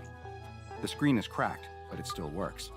There's numerous messages on the screen that look like they're from someone trying to apologize for not responding sooner, and asking where the phone's owner is and if they're mad at her. The detective opens the phone's camera app and starts looking at the last photos that were taken. It's a strange series of pictures. They seem to all be selfies that a young man was taking as he ran through the park. It almost appears as though there's a figure behind him, but it's hard to tell. There's a foggy white vignette on the pictures that gets worse the further he looks, slowly closing in until the last photo is nothing but a blurred milky white screen. The detective flips the phone over. and looks at the lens, which you can see is completely covered in a hard white substance. The detective places the phone back in the evidence bag and kneels down next to the body. The police officer turns away. He's already seen the victim and doesn't need to again. The detective pulls down the sheet to reveal a truly shocking sight. The boy's mouth is a mess of teeth, far too many teeth. There are teeth growing out of every part of his gums at horrible angles, filling his mouth and jutting out at painfully odd angles. Who could have done this? What could have done this? The local police department may not have had any idea what the state of this victim meant, but the SCP Foundation did, because they had seen the same occurrence dozens of times before. In fact, they had seen it happen so many times that they had classified this anomalous entity as SCP-4910, but it had already earned a much more ominous nickname within the Foundation. It was known as the Grinner. Very little is known about SCP-4910, and eyewitness accounts of the creature are all extremely brief due to those who have interacted with it quickly succumbing to its effects. What is known is that SCP-4910 is a quadruped and appears to be made partially, or perhaps entirely, out of teeth. Those who encounter SCP-4910 quickly experience its primary anomalous effect, which is that it causes the extremely rapid overproduction of teeth in its victims' mouths. Existing teeth will quickly increase in size, protruding farther out of the gums than should be able, while new teeth will begin to sprout from any available space in the mouth, including the roof of the mouth and underneath the tongue. These new teeth will completely fill the mouth, which almost immediately inhibits their ability to speak or vocalize at all. The creature will then use this opportunity to attack and incapacitate the victim before starting to feed. Further adding to the mystery of SCP-4910's appearance comes from the effect it has on any nearby recording equipment. Cameras and other devices that come within SCP-4910's proximity will have their critical components compromised by a sudden appearance of a layer of dentin, which is the calcified material that partially makes up teeth. Interestingly, SCP-4910 seems to possess some level of intelligence, as it appears able to differentiate between normal civilians, who it hunts for sustenance, and members of organizations that seek to hunt down and contain or harm it, which it uses for an even more nefarious purpose.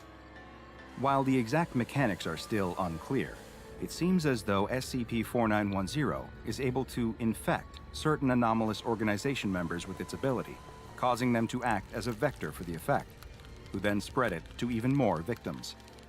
This effect is, of course, of great concern to the Foundation, and containment protocols for infected victims have been hastily put into place. Should a member of staff begin bearing a grin with too many teeth or multiple tooth-filled smiles, they are to be immediately immobilized by any means necessary, though preferably with a firearm that allows one to keep an appropriate distance and hopefully prevent any further spread of the effect. The infected individual is then to be doused in a hydrochloric chemical compound that will reduce the afflicted to a pulp-like substance. Once this pulp is no longer animate, it can be transferred to the closest incineration site for disposal.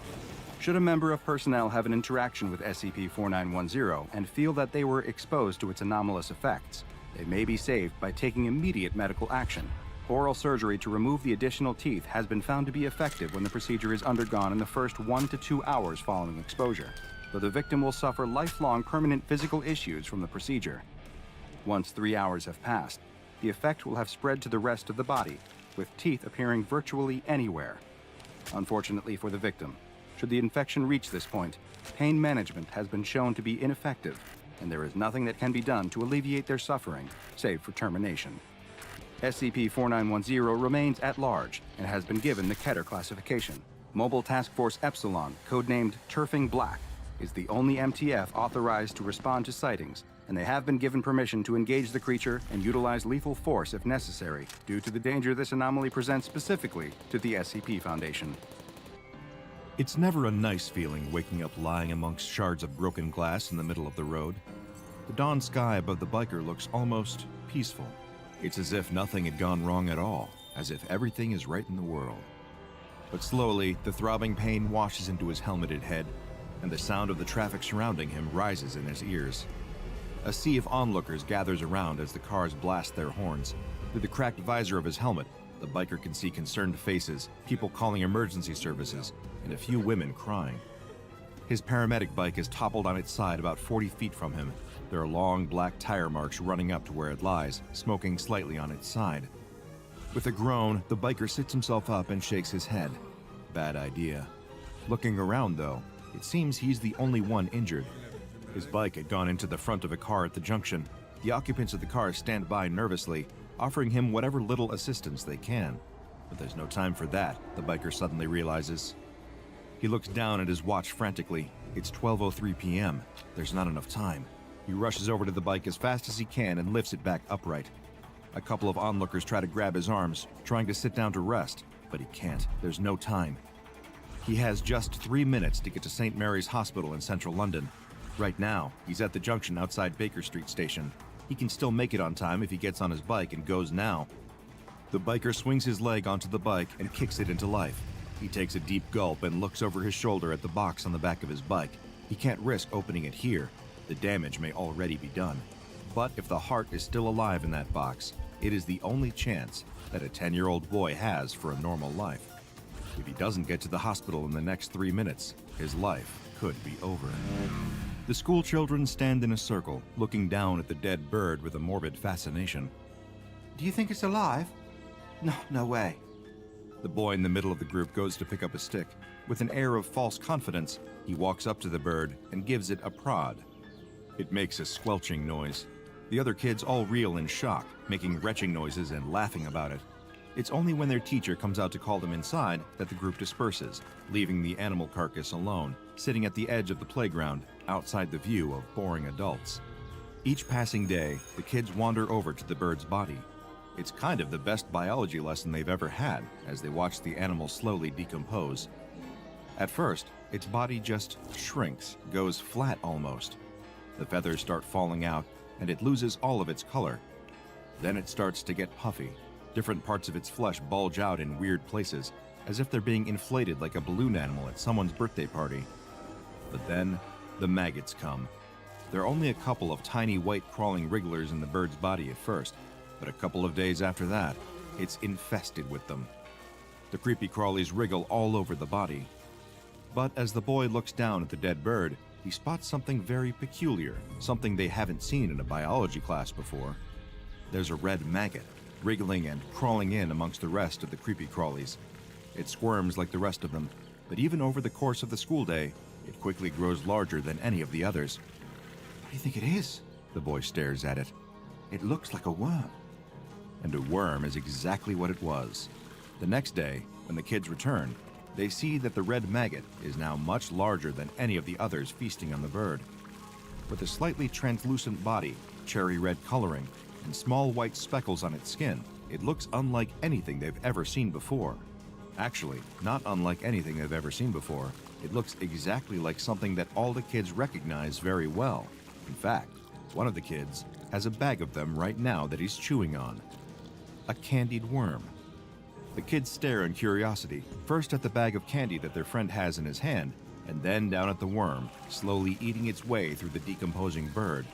As far as their eyes can tell, the two things are exactly the same. Except, of course, that the one eating the bird seems to be alive. Kids being kids, the next thing that happened was sort of inevitable. One dares the boy to eat it. He almost retches in disgust. There's no way he's even touching it. And then, another one of the children throws down the poison chalice and dares him. The boy stands there nervously. He knows that he's not allowed to eat worms. That had been a lesson ingrained in him from a very young age. But his mother isn't here right now, and this thing doesn't look like any kind of worm that he's seen before. It almost looks a bit tasty. In exchange for eating the worm, another one of the children promises he'll give him 5 English pounds. The kids around the circle gasp. That's a lot of money. None of them have even got 2 pounds on them, let alone 5. Think of all the sweets you could buy with that kind of money. But the boy is adamant. He puffs his chest out, he stands up tall, and he nods firmly. 5 pounds, or he wouldn't do it. After some intense schoolyard debate, the deal is sealed. As the boy lies in bed that night, staring at the ceiling and grumbling, he knows that he's not happy about what his friends have done to him today. He's gonna get them back for this. Only he's getting a bit of a tummy ache. Getting is the wrong word. He's had a tummy ache for most of the evening. What he's experiencing now is heartburn. It feels as if something is crawling in his chest. The boy just ignores it. It's probably just his worries about the worm inside of him. He chewed it up pretty well. There's no way that it's still alive in him, surely. His uneasy sleep is punctuated by rotten dreams. Dreams in which he finds himself lying on the floor and his playground lying on the ground at school, unable to move as people gather around him to poke him with a stick. He feels his skin covered with maggots. They even crawl across the surface of his eyes. In his chest, there's a searing pain. The boy wakes with a start as he feels his heart pounding, thudding against his ribs. It's agonizing. Adrenaline courses through him as he sweats off his face. Crying out for his mom, the boy lies there in bed, feeling the heart attacking his system. When you decide to become a surgeon, you have to accept that you're not going to get very much sleep most nights. In fact, it's more than that. You have to not only accept that you won't get much sleep most nights, but you also have to be at your absolute best when you've had no sleep and it's the middle of the night. With over 40 years under his belt, the surgeon doesn't need coffee anymore, even when the junior doctor offers it to him as he strides toward the operating theater. Instead, he asks them to fill him in on the situation. Who's his patient, what's going on, what needs to be done. The doctor accompanying him reads the notes in a calm but hurried voice. They haven't got much time on this one at all. At any moment, the boy's heart could give out. The surgeon asks what's wrong with the organ, and the doctor looks at his notes in apparent confusion. Apparently, over the course of the night, the boy has suffered a 72% reduction in the mass of his heart. The surgeon stops just on the other side of the door. He doesn't want to have this conversation in front of his whole team. He whispers to the doctor in a terse voice, What kind of infection does this boy have that his heart has undergone that rapid of a deterioration? It's not an infection at all, sir. Well, sir, it's a worm. The doctor holds out a sheet to him. The surgeon takes it from him. He looks down at the x-ray to see a scan of the boy's chest cavity. It doesn't look so bad. There's a hole in the heart for sure, but the surgeon has encountered worse in his career. This was taken when the boy was first admitted. The doctor hands the surgeon a second x-ray. And this was taken just 1 hour later. It is barely recognizable as a human heart. There seems to be a mass growing in the cavity that was left by the heart, and there, infecting all of the boy's organs, was the shape of a worm. The biker weaves his way through the traffic down on Marylebone Road, eyes darting frantically in all directions. He may have a concussion, and he may not be allowed to drive at all right now. In fact, he knows he definitely isn't. But he is under strict instructions. This heart needs to get to St. Mary's Hospital before it's too late. The bike careens around the corner and skids to a halt outside the emergency doors. An ambulance team in front of him is trying to help an old lady out of the back of their vehicle, but the biker doesn't have time for them. He grabs the organ box from the back of the bike and races into the building. It takes all of his remaining concentration to navigate through the maze of hospital corridors on his way to the operating theater. On a better day, he'd be able to do this with no problem. But with his head injury, he can see the lights starting to blur all around him. Ward 6, Ward 7, Ward 7A, Ward 7B. He runs as fast as his heavy boots will allow him, feeling that energy draining from his system. He can't look at his watch. He can't check the time. He just has to find this boy. Operating theater, there, right up ahead of him, just a couple of 100 feet. There's a doctor waiting outside the door who looks up at the sound of his footsteps. The biker rips his helmet off and holds out the box with the heart in it, panting heavily. It's the moment of truth. Is he too late? The doctor looks shell-shocked, not at the biker's arrival, but clearly at something else she's just seen. The man starts to explain, but runs out of words, and instead beckons the biker to follow him into the observation room. There, the two of them stand looking through the glass at the little boy lying on the operating table with the surgeon standing over him. There's something in the air. The biker sniffs, confused. Can anyone else smell sugar? Next time you open a packet of candied worms, take a second to look through the little creepy crawlies in the bag. Perhaps poke a couple of them, just to see if any of them are moving. You can never be too careful. If you had told the parents of that young boy on the night when their son woke up with heart palpitations, telling stories of eating a worm at school, that the only health concerns he would have going forward were mild diabetes and a slightly raised level of blood sugar, I'm sure they would have been thrilled to hear it. You see, SCP-839, commonly referred to within the Foundation as candied worms, is much scarier on the surface than it is underneath. Not only does this SCP resemble your usual candy worm, but its body is actually composed of sugar flavorings and colorings, roughly equivalent to what you would find in most convenience store candy aisles. Each instance even has a small raised bit of writing near the tail specifying which flavor it is. While the origins of these worms are yet to be determined, cases have sprung up across much of the Western world, with higher numbers reported in areas with higher levels of diabetes. There seems to be a parallel between high-sugar diets and the presence of SCP-839. Whether they are of man-made or other origins is yet to be determined. That is not to say that SCP-839 cannot survive outside of human populations. This SCP in the wild primarily feeds on decomposing organic matter and is capable of sustaining itself on a purely vegetarian diet. However, when ingested into the human body, SCP-839 will target specific organs and burrow its way towards them. The organ in question depends on which color candied worm the SCP instance is. For example, the red cherry-flavored candied worms will burrow towards the heart and consume that, while the blue raspberry ones will instead feed on the human's kidney. One would expect the health consequences of this feeding to be severe. However, as the SCP feeds, it will also change its own shape and chemical composition until the worm itself becomes a substitute organ for the one that it is consuming. However, this substitute organ is not a perfect replacement, as other health consequences are derived from its presence.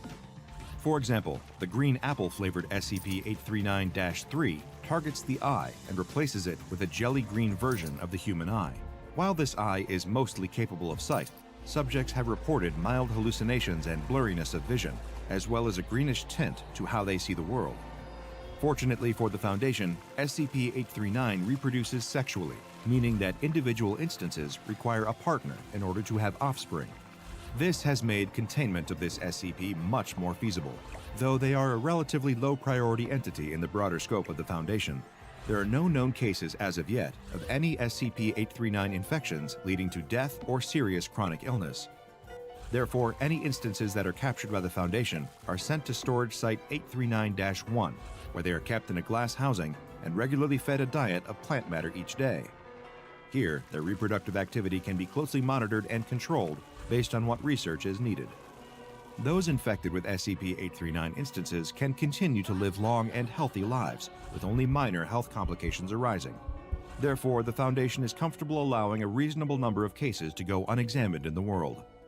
So, like I said, for next time you open up a bag of candied worms, maybe just give them a quick poke. You could be saving yourself a trip to the hospital and a lifetime dependence on insulin.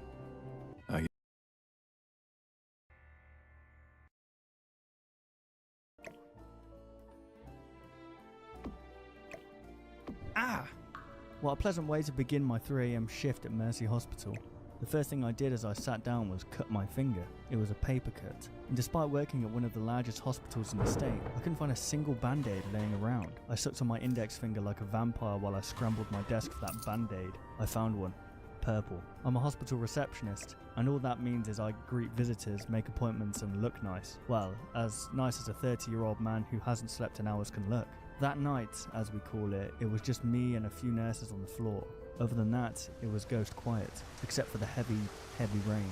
I sat back on the cheap recliner chair all receptionists get the honour of using. While adjusting my band-aid, I listened to the television mounted on the corner of the ceiling as it broadcasted a seemingly important message. Authorities say the woman was last seen on Cedar Avenue. I looked up to see if the television was showing any images of this strange woman. None. It was yet another crazy person with no name and no face who we were supposed to look out for. Not creepy at all. Authorities also say the woman was reportedly walking around and asking people very, very bizarre questions. I focused back on my desk and continued working, but I still listened as the news anchor went on and on. She continued. The following statement was issued by an unidentified government official. Listen carefully, folks. Whatever she asks you, answer no. Do not, under any circumstances, answer yes. Officials won't comment further as to why, citing security clearance. These are asking that you immediately call 911 if you deem anyone suspicious. I thought that part of the coverage was quite odd, but I wasn't sure anything could scare me anymore. Working here at the hospital, I thought I'd seen it all. At the flash of the ruby red ambulance lights, I've seen people come in with severed arms, legs, fingers, people who somehow managed to scoop out their eyes, failed suicide attempts, and much, much more. You get used to it. My head was practically sunk into my desk as I filled out paperwork. That's when I heard something very subtle, initially. I heard it coming from the front doors, the entrance. The automatic doors opened and closed, slamming against each other, and sounding an obnoxiously loud thud each time. The very dim lighting I had surrounding my desk flickered incessantly. Hello? I called out, seated behind the safety of my desk. Only the whistling wind responded. Hello? I called out again. I felt obligated to check if someone was there, especially since it might have been someone who was injured and needed our attention. I reluctantly picked myself up from my chair and walked over to inspect. I nearly slipped and cracked my head open as the entrance floor was almost flooded from the rain. I noticed footsteps, wet shoe marks that seemed to come inside the hospital and then back out. I stood near the doors, poking my head outside, and looked.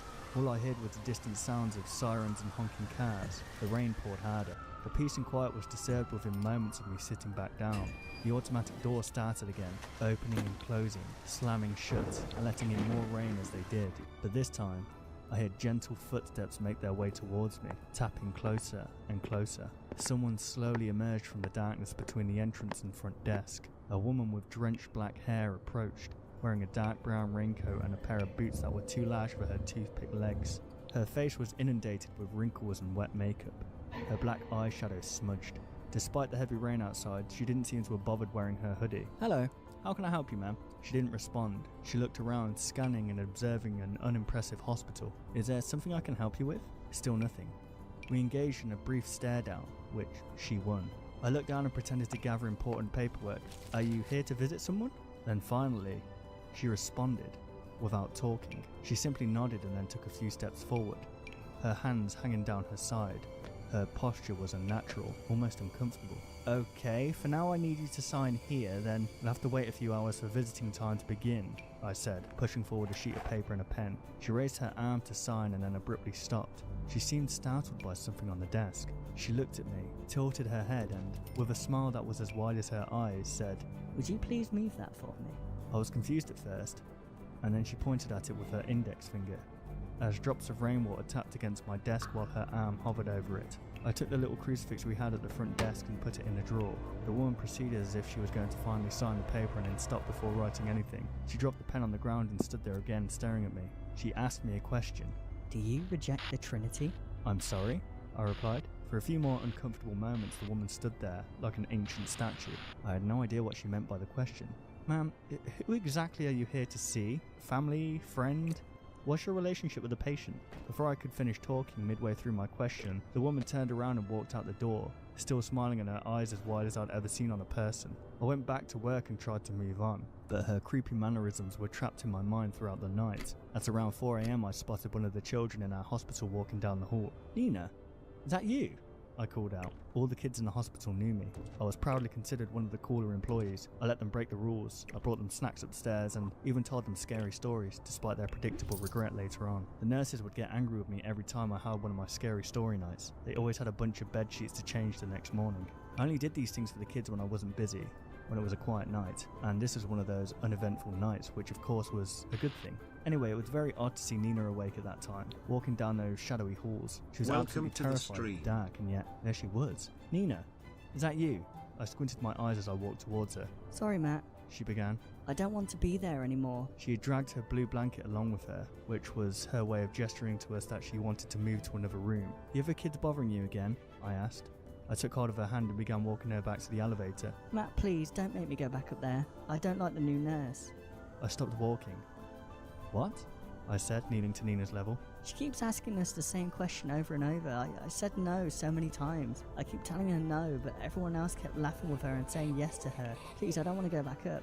Nina's words immediately played flashbacks inside my tired, overworked mind. Something about a strange woman going around and asking even stranger questions. I didn't pay enough attention to that broadcast to notice the woman, but even if I had, I thought she had left the hospital. I ditched the elevator and ran up a flight of daunting stairs, stomping against each step with all the force I could muster. I probably woke up all those sleeping employees. I was so loud. I opened the door to the children's room and couldn't believe my eyes. I checked each room, each one on each floor. I woke up my co-worker nurse and asked about the children. She couldn't find them either. We looked everywhere and put the hospital on lockdown. We set off all possible alarms and other emergency procedures. We didn't find them. All that was left behind were their clothes.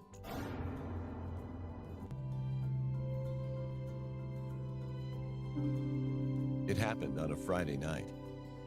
When I came home from work, I texted my friends and told them to grab a drink with me, but they didn't feel like doing anything this weekend. I'm 24, and all my friends started working too, so I understand that they wanted to stay at home, be cozy, and just relax. I was home alone at the time, sitting all by myself, and then something just came to my mind. I just wanted to drive somewhere. So I got in the car again and drove for a while. Then I tried to find a spot to park my car to have a smoke. There was an underground parking lot that was placed in a one-way street. It was around 11:30 p.m. Even though it was a big city, there wasn't much activity around this area. After smoking, I walked back to the parking lot through the dark, small streets. But I was getting anxious and thought to myself, what if someone is following me? I'm out here all alone. So I turned up the pace and reached the parking lot. There was nobody at the parking lot, so I was relieved. But at that very moment, someone behind me shouted loudly. I got the chills and the hairs on the back of my head stood up. I slowly turned around, and there was this huge guy in a hoodie. He came to me and started talking. He was talking about how he just came out of prison and that his wife changed the locks on the doors. I noticed that his right hand was in the pocket of his hoodie. I swear I saw the outline of an object in that pocket. I immediately thought it was a knife. Crap, this is not supposed to happen. I'm gonna die in here, I thought to myself. With a quivering voice, I told him very politely that I had to run the graveyard shift at work so that I could leave. And that was when his voice started to change. He angrily said, "No, you have to help me."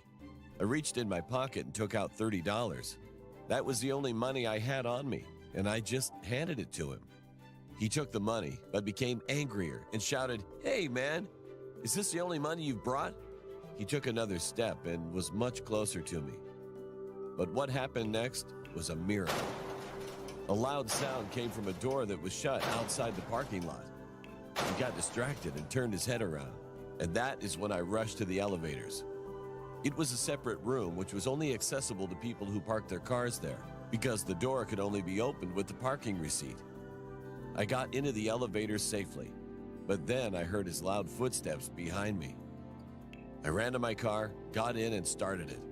I slowly pulled up to the gate, and it opened.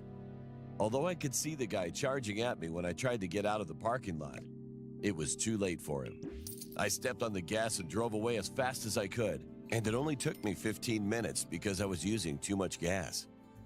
To this day, I can't stop thinking about what would have happened if that door outside the parking lot wouldn't have made that loud noise.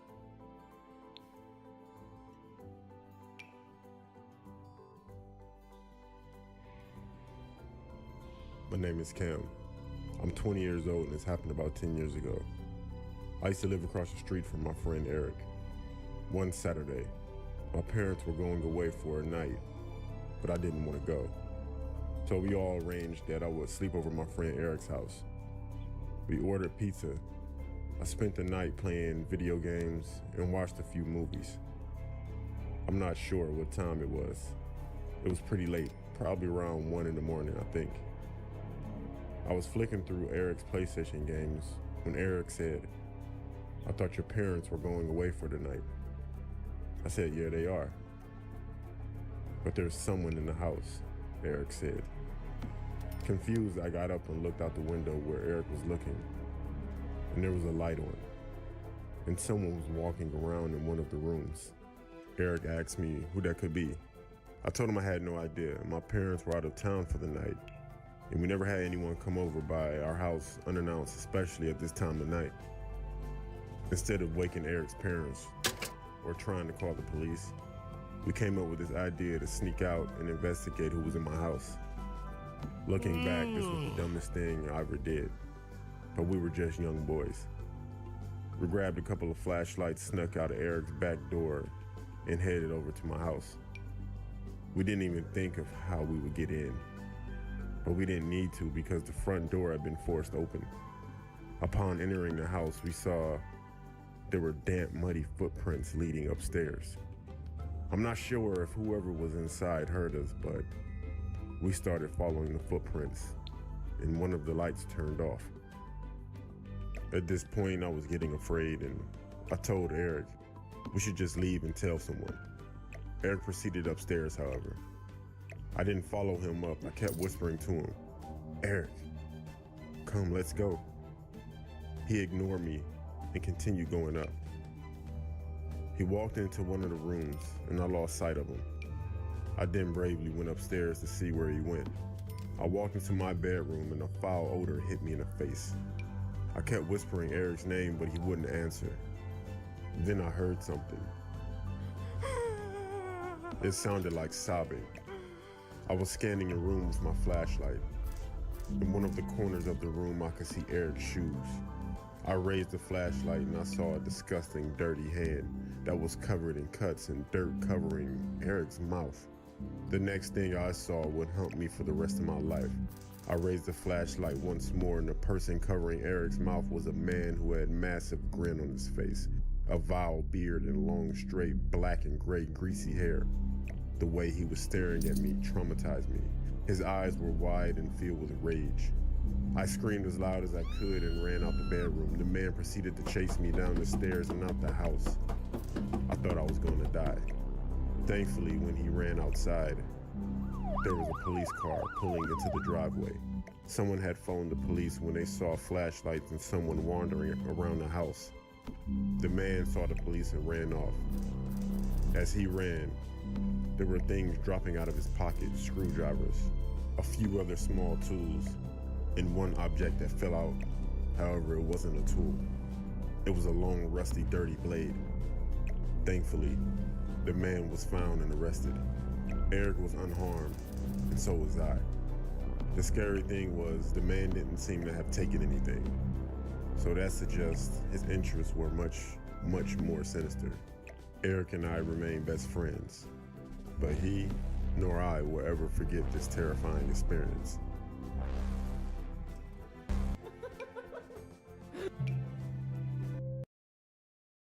The young man tosses and turns in bed. He adjusts his pillow and tries sleeping on his back, his side, his stomach, but nothing works. He rolls over to check the time, 3 a.m. This is the third night in a row he hasn't been able to fall asleep. He feels tired. He wants to sleep. But every time he closes his eyes and sleep starts to creep in, something happens. And suddenly, he's wide awake again. It's as if someone keeps flipping a switch in his brain to awake, and there's nothing he can do to stop it. It's affecting everything in his life. He can't concentrate in class, his work performance goes down the drain. Even his hobbies become completely unenjoyable. All he wants to do is sleep. His friends and family can tell something is wrong. It's as if he has become a different person, and they urge him to go see a doctor. But the doctors tell him there's nothing they can do for him. He's perfectly healthy otherwise. He should try some natural remedies like valerian root and get more exercise. He has no idea how many days he's been awake now. 4, 5, maybe more. At this point, the lack of sleep isn't even the worst part. It's the hallucinations. Sometimes they're just a shadow dancing outside of his vision, but others are incredibly vivid, feeling more real than his now dreary life does. He had to stop going to work and class entirely since he can't concentrate for more than a couple of seconds at a time. His friends don't want anything to do with him, and who can blame them? He has uncontrollable mood swings and lashes out for no reason. He's tried every sleep remedy there is. He took the doctor's advice and exercised as hard as he ever has. But with never being able to sleep, he has no energy left. He's becoming a living zombie. He gets up out of bed but loses his balance and collapses to the floor. He tries to get up, but he can't. He'll just lie there for a while. He starts to drift away, and he readies himself for the jolt that always wakes him back up. But this time, it doesn't come. The wave of sleep that starts to wash over him feels different this time, though. It's heavier, more peaceful, and more permanent. Hi, I'm Dr. Bob, and this is SCP-966, also known as Sleep Killer. SCP-966 is the designation that the SCP Foundation has given to a creature that belongs to a group of anomalous predatory beasts, standing 1.4 to 1.6 meters tall and weighing roughly 30 kilograms. These hairless humanoids have an elongated face, a mouth full of pointed needle-like teeth, and each of their hands has 5 razor-sharp claws that can be up to 20 centimeters in length. Though unlike humans and apes, they are digitigrade, meaning that they walk using only their toes. But you won't be able to see the horrible visage of SCP-966 under normal circumstances, as they are only visible under very specific lighting conditions. They can only be viewed under light that has a wavelength between roughly 700 and 900 nanometers, which is just at the edge of the light spectrum that's visible to humans, stretching into what's known as infrared light. The only exception to this is if their skin, muscles, or organs have suffered from second or third degree burns, in which case, the affected areas of their body will show up under a greater spectrum of wavelengths that are visible to the human eye. Though frightening to look at, SCP-966 are actually quite weak physically, with very low muscular density. Their bones are hollow, similar to birds, and while their claws may be incredibly sharp, they are also easily broken, making them unsuited for use in combat.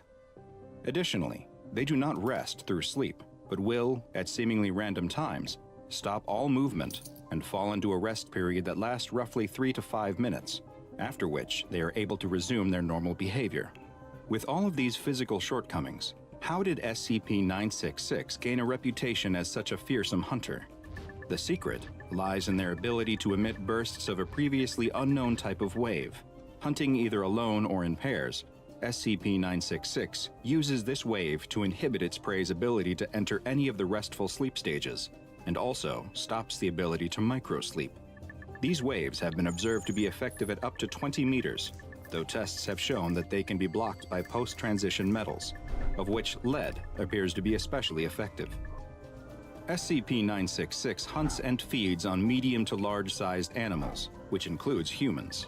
And once their quarry has been targeted by the sleep-inhibiting waves, the effect is permanent, with no method having yet been discovered that will allow them to regain the ability to sleep. Experiments have shown that unconsciousness can be induced in other ways, such as with the use of general anesthesia, though these methods have ultimately proven to be ineffective, since although the victim is unconscious, they are still not receiving any of the restful benefits of sleep while in that state. The effects of sleep deprivation on humans, both mentally and physically, are devastating. Symptoms can begin setting in after just 24 hours that can include mood swings, memory issues, and sensory impairment. After 2 to 3 days, the body's hormones become deregulated, and bodily functions like hunger, thirst, and temperature fluctuate wildly as cognitive abilities start to dramatically decline. Hallucinations, paranoia, and fits of rage are common, and the risk of death from sleep deprivation increases with each day that passes without sleep. And this is exactly what SCP-966 wants. After surreptitiously sending a burst of sleep deprivation waves at their victim, they will then stalk their prey until lack of sleep finally leads to total incapacitation, at which point SCP-966 consumes them. SCP-966 have proven to be both extremely quiet and agile when hunting. However, they have actually been observed intentionally making threatening noises around their prey, presumably to further increase their already elevated stress levels, and potentially hastening their mental degradation. On rare occasions, they will even physically assault their victim to further degenerate their mental and physical health. Some of SCP-966's prey will experience especially intense hallucinations and bouts of rage, which is theorized to be caused by prolonged exposure to multiple instances of their sleep-stopping waves. Why some victims are exposed to multiple waves when a single instance has been shown to be 100% effective is unknown, and it's hypothesized that they may only engage in this behavior when especially hungry, to try and speed up the process, though others have put forth the theory that SCP-966 may take some perverse form of joy in seeing its victims suffer prior to expiring. Wild instances of SCP-966 have been found across the globe, and while the SCP Foundation has been successful in thinning their numbers, they still exist in high enough numbers to pose a serious threat to humanity. For these reasons, they have been assigned the classification Euclid. Mobile Task Forces Iota-1 and Iota-2, codenamed the Dream Hunters and Air Chasers respectively, are continually monitoring for any reports of sudden or violent deaths related to sleep deprivation in order to identify and neutralize the remaining instances of wild SCP-966. 4 SCP-966 specimens, 3 males and 1 female, have been acquired by the Foundation, and they are currently contained in a 10 by 10 meter room that is lined with lead and equipped with infrared security cameras. Each specimen is fed 20 kilograms of meat each month, and in the event that the female specimen gives birth, the new specimen is to be taken for observation and study before being disposed of prior to reaching maturity. A storm rages outside of the little old house, as inside, a little old woman bounces a little baby on her little old knee. The baby coos and laughs as the old woman makes funny faces and noises for the child, trying to keep it entertained as they wait for his parents to return from their much-needed night out by themselves. The old woman herself needs a rest now, though. She's forgotten how exhausting it can be to watch a child. Okay, that's enough. It's time for both of us to take a little nap before your parents get back. She gets up and takes the baby into a nearby room that looks as though it was a nursery at one time, but it hasn't been used for many years. As she goes to set the child into the crib, a strong gust of wind blows through the room. She places the baby down and rushes to the window and closes it shut. It must have been left cracked open by mistake. Brr, the room is cold from the wind, but she has just the thing to fix that. She moves to a small closet and opens the creaky door. The little old woman strains to reach up to the top shelf and feels around. Ah, there it is. She pulls down a baby blanket, a soft baby blue with colorful animals printed on it. It looks as though it's been up there for a long time, and she gives it a good shake before walking back to the crib. Look what we have here. It's your daddy's own blankie. She gives it another shake. There we go, good as new. She leans into the crib and wraps the small helpless child in the blanket before giving him a gentle kiss on the forehead. Now you get some sleep. Your mommy and daddy will be back before you know it, and we want to show them what a good babysitter Grammy is, don't we? That way I get to see you all the time. The little old woman switches off the light and exits the room, leaving the door cracked just a few inches. She heads back to the couch and plops down on it. Almost as soon as she does, though, the baby starts crying. With a sigh, she gets back up and goes back to the nursery. What's the matter, little dear? She says as she turns the lights on. Oh no, she rushes to the crib. You've kicked your blanket off. You must be freezing. She grabs the blanket from the end of the crib and tucks it around the baby once again. There you go, that's better. The old woman leaves the room and quietly closes the door shut, leaving it open just a few inches. The moment she turns around to go back to the couch, though, the crying starts again. With a sigh, she opens the door and goes back into the room. Once again, the blanket is stuffed at the end of the crib where the baby has kicked it off. Fine, don't want a blanket? That's fine. She picks the baby up out of the crib and rocks him in her arms until it stops crying. She sets him back in the crib. There you go. No blankets, just please get some sleep. Grammy's tired. The old woman takes the blanket out of the crib and leaves the room. She closes the door most of the way and, incredibly, this time the child remains silent. The old woman resumes her place on the couch and starts to yawn. Just as she does, the wind outside picks up and howls loudly. The old woman shivers. She looks next to her and spots the baby blanket. She picks it up and examines the cute animal print, remembering when her own son was a baby wrapped in it. She smiles at the happy thought and throws the blanket around her shoulders. She leans back on the couch and finds that her eyes are growing very heavy. She'll rest them for just a moment. She won't fall asleep. She'll just rest. Mom, it's us. We're back. Thanks again for... The couple both scream when they enter the house to find that the old woman is lying face down on the floor in a pool of blood. The source of the blood is obvious. Chunks of flesh from her shoulders and upper back have been torn out, leaving jagged holes, as if she were mauled by an animal. As the man runs to the old woman, trying to do anything he can to help her, the woman runs to the nursery to find that the baby is sleeping peacefully in his crib. The woman picks up the child, tears streaming down her cheeks, and returns to the living room to see her husband kneeling beside his dead mother. Both the husband and wife are so shocked by what they have found that neither notices the baby blanket lying on the couch, or that the cruel, blood-covered mouth on it is slowly fading from view until it disappears completely. There is little in life that is more comforting than a favorite blanket. Perhaps you've had the same one since you were a child, or you have a heavy one that you like to wrap yourself in when you're feeling down, or maybe it's just one that's especially fluffy and warm that you'd do anything to keep. Today's anomaly plays on those very feelings, using them against its victims to become one of the more insidious predatory anomalies in the SCP Foundation archives. This is SCP-799, also known as the Carnivorous Blanket. SCP-799 is a type of creature that can vary in shape, size, and appearance, but, as the name implies, always takes the form of a blanket of some kind. The exact material the anomaly is made out of is unknown, but it is a very soft fiber that in many ways resembles a high-quality merino wool blend, though one that retains heat even more effectively than its natural counterpart.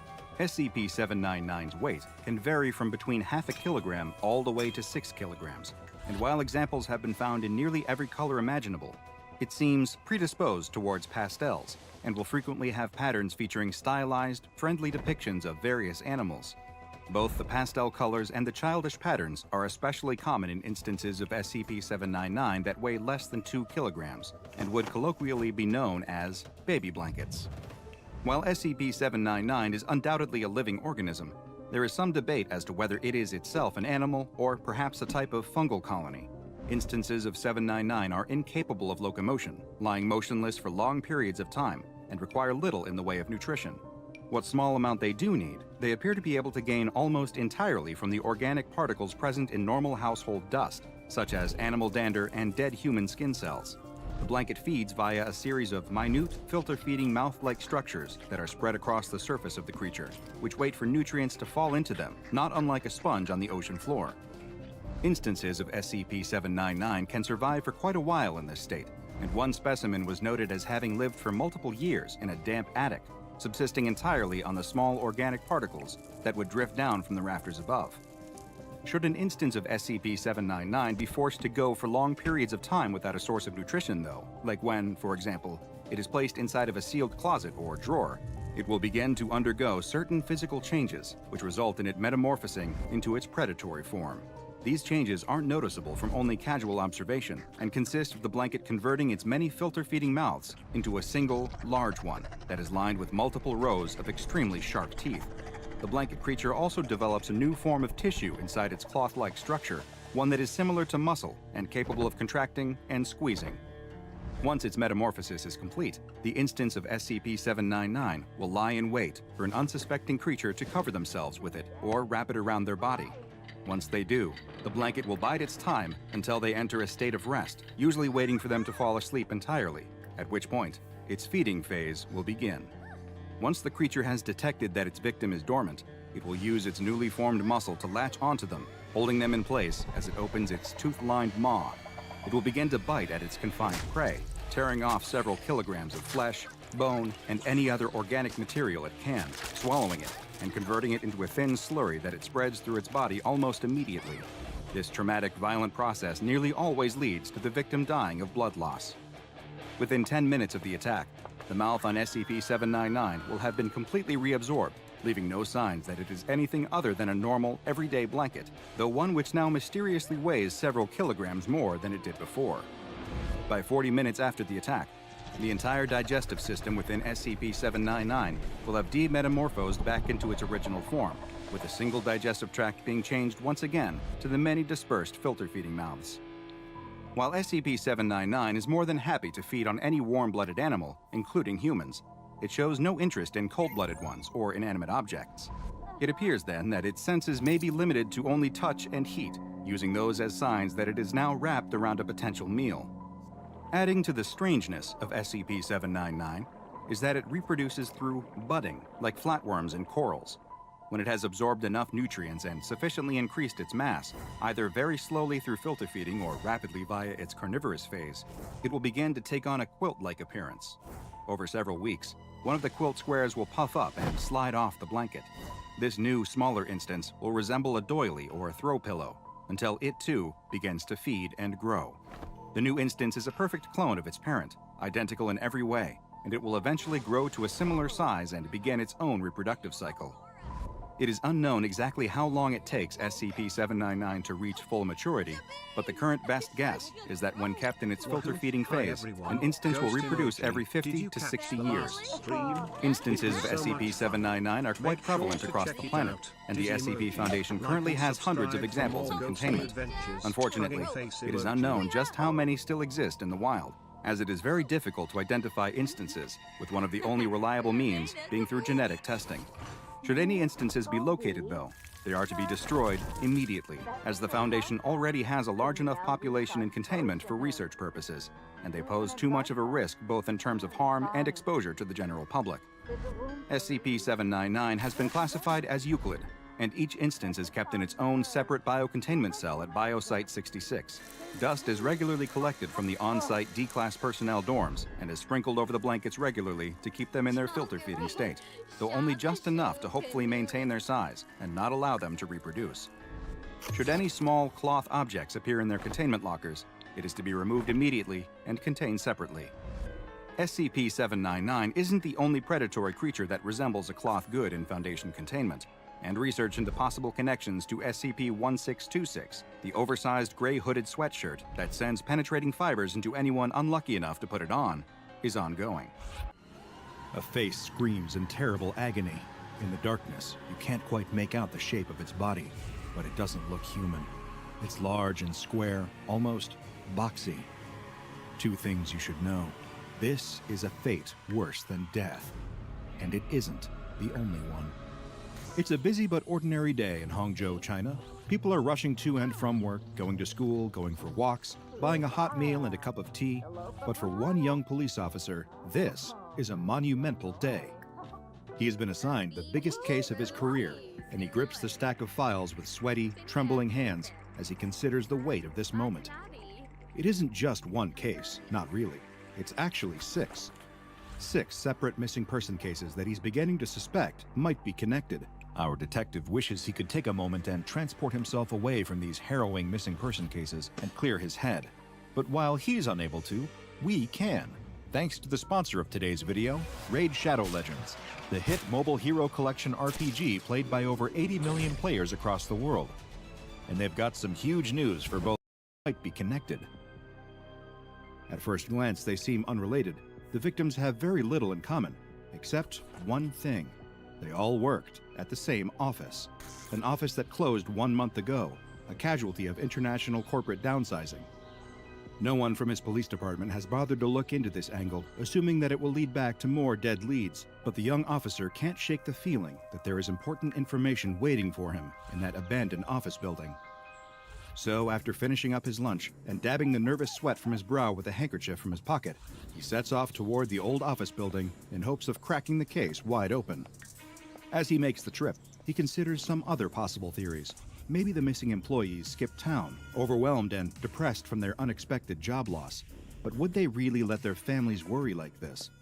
Some of them have wives, husbands, children, all of whom would notice their absence and assume the worst. No, this isn't a simple case of a group of colleagues all vanishing to blow off steam in another city somewhere. Something bad happened. He can just feel it. Maybe they uncovered corporate secrets, and someone decided to silence them before they could blow the whistle. But then again, what sort of secrets would be worth killing for at a printer company? It feels worthless trying to guess, trying to fill in the gaps in his knowledge with wild speculation. The only way to find out was to examine the building for himself and see if he can find any clues at all that lead him to the whereabouts of the missing 6. When the young officer reaches the building, he finds the door padlocked shut. Luckily, he prepared for this and brought some industrial-strength bolt cutters that snap the lock into pieces with very little effort. Why lock up the building like this? There can't be anything valuable left inside. To prevent squatters, most likely, he assures himself, brushing off the sense of dread creeping up his spine as he walks inside. As he crosses the threshold of the empty office, the first thing he notices is the smell. It reeks of sulfur and bleach, and a whiff of something electrical that stings the inside of his nostrils with each breath. New possibilities turn over in his mind. Perhaps some sort of deadly workplace accident claimed the lives of the missing when they came back in to collect their belongings and clear out the building.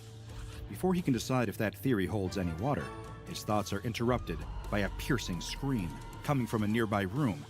The officer isn't alone here. There's someone in the building with him, and they sound like they're in trouble. The officer grabs the taser from his holster and runs toward the sound. He skids to a stop, nearly knocking over a water cooler when he reaches the source of the screaming. There's a man hanging from the wall, screaming over and over again. The officer can barely process what he's seeing. The man is covered in machinery, all whirring and clicking as it works. Next to him, a printer is printing sheet after sheet of paper, and all the while, the man screams. The officer recognizes the man's face from one of the files. This is one of the missing employees. He can't determine what is causing the man such distress, and he tries to ask the man what happened to him. But the man just continues to scream. eyes wide open and wild, rolling around in their sockets, unfocused and unseeing. The officer grabs the man, attempting to remove him from the wall, but he won't budge. It's as if his body is wired into the wall itself, and the harder the officer tugs, the more it appears as if the man's flesh will begin to tear away. The officer stops, turning his attention to the machinery. Perhaps if he unplugs it, he'll be able to remove the man more easily. He starts with the printer, and as he reaches for its plug, he gets a closer look at the paper it continues to spit out. It doesn't look like any paper he's ever seen, and unable to help himself, he reaches out to touch it. It's warm, soft, pliable, and nauseatingly familiar. It isn't paper at all. It's skin. In that moment, all of the officer's training falls out of his mind, replaced with blind terror. He runs from the building as fast as he can, all the way back to the police station, where he tearfully informs his captain about what he found. This is no longer a police matter, his captain tells him. They need to escalate this to a specialized organization. The young officer is sent home, placed on psychiatric leave, and the next day, the SCP Foundation investigates the building it will come to refer to as SCP-2535. SCP-2535 is a former two-story Hewlett-Packard branch office building in the Jiaoshan district of Hangzhou, China. The building's anomalous nature is characterized by the presence of a detailed network of electrical and biological components of unknown origins. The walls of the building's entire first story are covered with 63,512 USB 2.0 standard A sockets, placed in a grid pattern made up of 20-centimeter semi-regular intervals. Each of these sockets is connected to wires running through the walls, but these are no ordinary wires. They consist of a woven mixture of copper strands and human optic nerve tissue, all wrapped in a layer of keratin. In spite of the inclusion of organic material in their structure, the wires have not shown any signs of decay or deterioration since the Foundation discovered SCP-2535. This curious, off-putting mix of the technological and the biological persists throughout the location, and only gets stranger as one moves deeper into the building. If one were to follow the path of these wires, going against their better judgment and the scream of their most primal instincts, they would find that the wires lead to a room on the building's second floor. The room is currently inaccessible, but is thought to have once been the server room. Whatever is blocking the door is large enough that it cannot be budged, and non-intrusive imaging has determined that it is some sort of biological mass. The inside of the former server room, like the wires that lead there, emits heat at a consistent temperature of 47.6 degrees Celsius. Foundation personnel who approached the room have reported a persistent smell of sulfur and ozone coming from inside, as well as the loud sound of a running printer. 317 of the USB socket and power outlets in SCP-2535 are connected to HP brand USB 2.0 compatible devices. Of these devices, 20 have displayed anomalous, potentially ectoentropic functions. But what exactly does that mean? Allow me to elaborate. Just remember, you asked for this. Don't blame me if you aren't able to stomach the details. There are 5 former employees of the Hewlett-Packard Hangzhou branch still located inside of SCP-2535. These employees are in an anomalous sort of status, requiring no sleep, food, or water, in spite of their continued, seemingly endless consciousness. Since the building's discovery in April of 2013, they have not changed in any way, or at least not in any visible way. All attempts to remove these former employees from their, let's call them predicaments, have proven unsuccessful. Allow me to discard any euphemism and explain just what exactly became of these unfortunate workers. First, there is Gua Pingping, the former branch manager. He can be found in the bathroom near the receptionist desk on the first floor. Goa's head has been forced into the feed tray of a DP DeskJet 1112 printer, which is plugged into the wall. This is troubling for a number of reasons, one of which is that the internal dimensions of this particular DeskJet model's feed tray are not large enough to accommodate a human head, and its components are not strong enough to crush a human skull into a shape that would fit. Nonetheless, Goa's head is firmly lodged into the feed tray. One would assume this would have killed him, but his body continues to move, kicking and thrashing about as if he is in pain. The former assistant branch manager, James Gu Yonggun, is located in the employee pantry on the building's second floor. His body is attached to the wall in a vertical position, held there via 92 20-inch USB 2.0 M-M cables. 5 additional cables have been used to secure the actuating unit of an HP DeskJet 2540 all-in-one printer to Gu's lower jaw. The arm of the actuating unit is also attached to a single HP-10 original ink cartridge in the color black. This ink cartridge is attached into Gu's throat at a continuous rate of 1 stroke per second, and in defiance of the known properties of ordinary ink cartridges, has yet to run out of ink in the years since its discovery. Gu appears to be partially conscious, but is unable to communicate intelligibly when addressed. The former Human Resources Department head, Angel Lee Hui-min, is still in her former office on the 2nd floor, though she no longer performs the duties of her old position. She is still, in a sense, in human resources, or rather, is a human resource. I apologize. Sometimes I have to make a joke to cope with the dark subject matter at hand, but Angel's fate is no laughing matter. Like Gu, she is attached to the wall via a series of USB cables. There is an additional cable, one of unspecified length, inserted into her lower abdomen, which is slightly distended, as though filled with a foreign object. Though a proper analysis has not yet been conducted, the variety of sounds and motions originating from the area seem to indicate that there is a fully operational HP USB single-station thermal receipt printer lodged near her small intestine. As a consequence of this, a never-ending stream of thermal receipt paper is pouring from Angel's mouth at all times, causing her considerable pain and distress. Wang Liang, the former head of the IT department, is permanently placed near the water cooler on the 1st floor. Like the others, he's bound to the wall by several USB cables, 37 to be exact. There are 12 HP ScanJet 200 scanners pressed against his body, all switched on and running at all times. Next to him, an HP DeskJet 1112 printer is attached to the wall and constantly printing out sheets of something. A closer inspection reveals that it is not paper, but rather sheets of skin. He is conscious, but no successful interview with Wang has been conducted due to his nearly constant, wordless screams of agony. The 5th human subject found in SCP-2535 is Chen Yupeng, who once worked as a trainee technical writer. Now he spends his days in the branch manager's office on the 2nd floor of the building. His body has been wedged into the paper tray and backup paper tray of an HP LaserJet Pro 500 multifunction printer, which has been plugged into the wall via a standard power cable and a 3 feet USB 2.0 M-M cable. His head sticks out of an aperture cut into the side of the printer. The printer itself functions normally, printing copies of the HP Standard Print Quality Diagnostic page and the HP LaserJet 500 Technical Repair Manual, alternating between the two. Since SCP-2535's discovery, it has not run out of either paper or ink. Chen himself is unconscious and shows signs of severe blood loss that, under ordinary circumstances, likely would have resulted in death by now.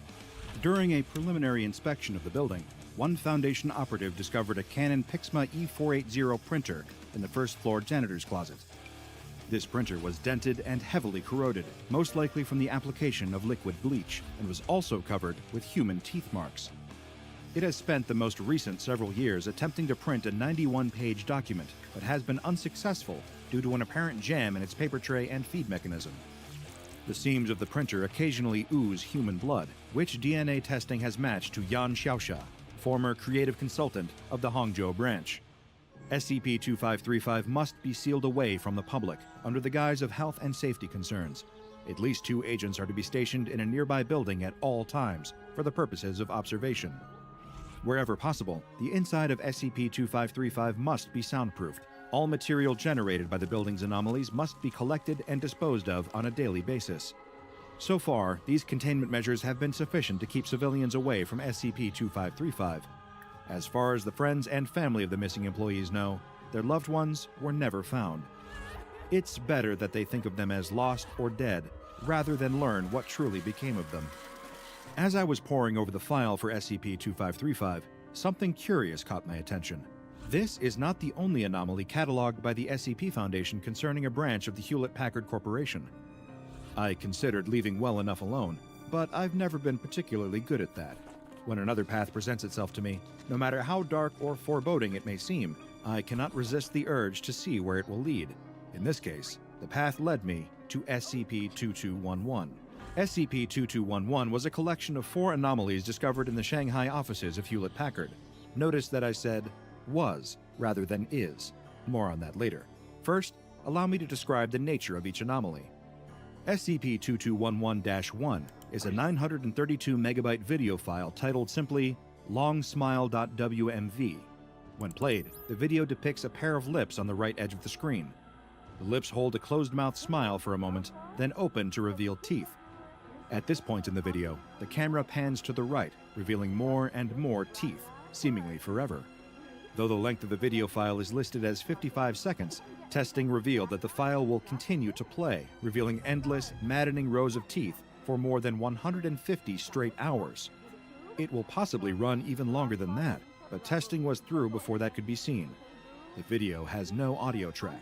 When longsmile.wmv is played for longer than 59 minutes and 20 seconds, the device used to play it will begin to secrete a small amount of human saliva. A sample of saliva was collected for DNA testing, but the results were inconclusive and did not match any known human being on record.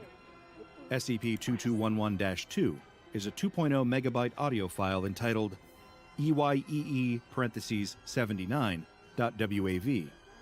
Each playthrough of the audio file is different, but tends to contain bursts of modulated static that go on for 2 to 10 seconds before being cut off for around 0.3 seconds of silence at a time.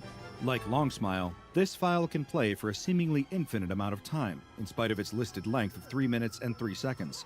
When SCP-2211-2 is played for longer than 59 minutes and 20 seconds, the device will begin to secrete a clear fluid, identified as a mixture of water and sodium chloride, amino acids, glutathione, ascorbic acid, and human collagen fibers. Essentially, the device will begin to leak human tears. SCP-2211-3 is a 599 kilobyte file titled r.exe. When this file is run on a computer, it uses up a great deal of memory, causing the device to overheat and its built-in fans to speed up. In spite of the overheating and any damage it might cause, the computer will continue to run until disconnected from its power source. When the file is run for longer than 59 minutes and 20 seconds, air coming through the built-in fans will begin to emit a strong smell of earwax, though no physical traces of earwax have been found. SCP-2211-4 is a USB adapter-powered coffee reheater. When it is plugged into the USB port of a computer, any liquid placed into the container will be heated to approximately 65 degrees Celsius and will also transform into human mucus at a rate of 1 milliliter per minute. This effect is the same whether or not the computer is on. DNA analysis of the mucus revealed that it is a match with the saliva produced by SCP-2211-1. All of this would have been bizarre enough, a series of files and devices that produce human biological material and are seemingly all connected. But something else happened. All instances of SCP-2211 were kept in a pair of containment lockers. However, on June 10, 2014, this containment was breached.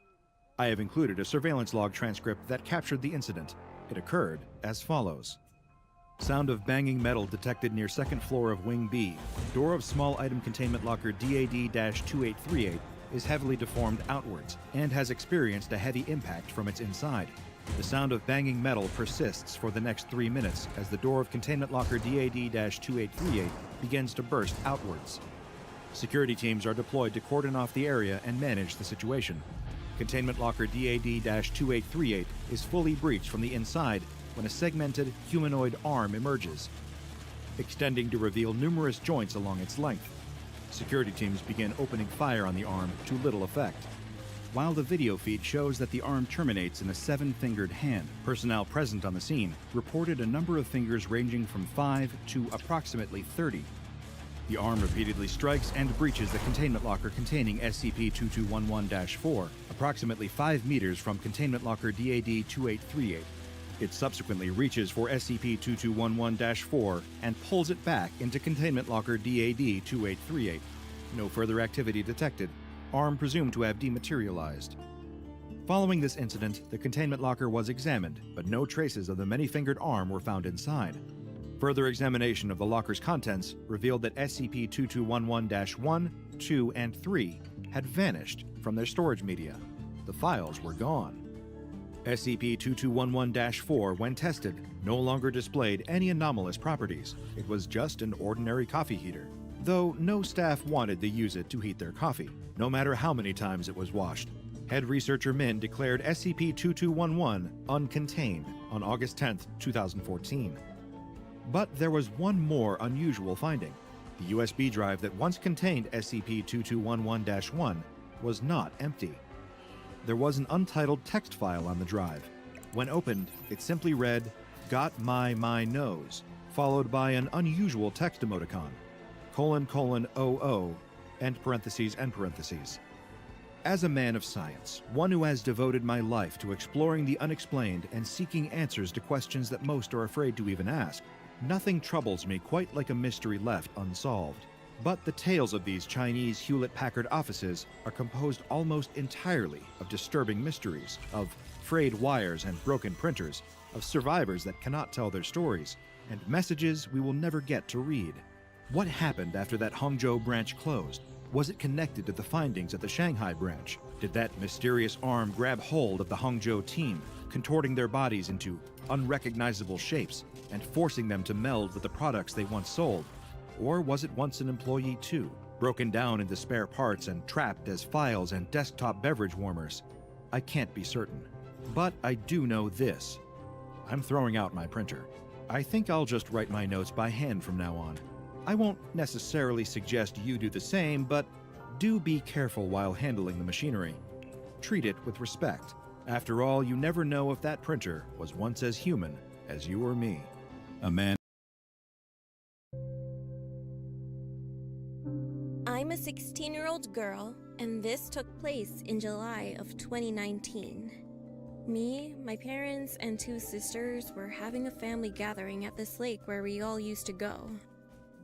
We hadn't been to this lake in a few years, so I was excited to be going back.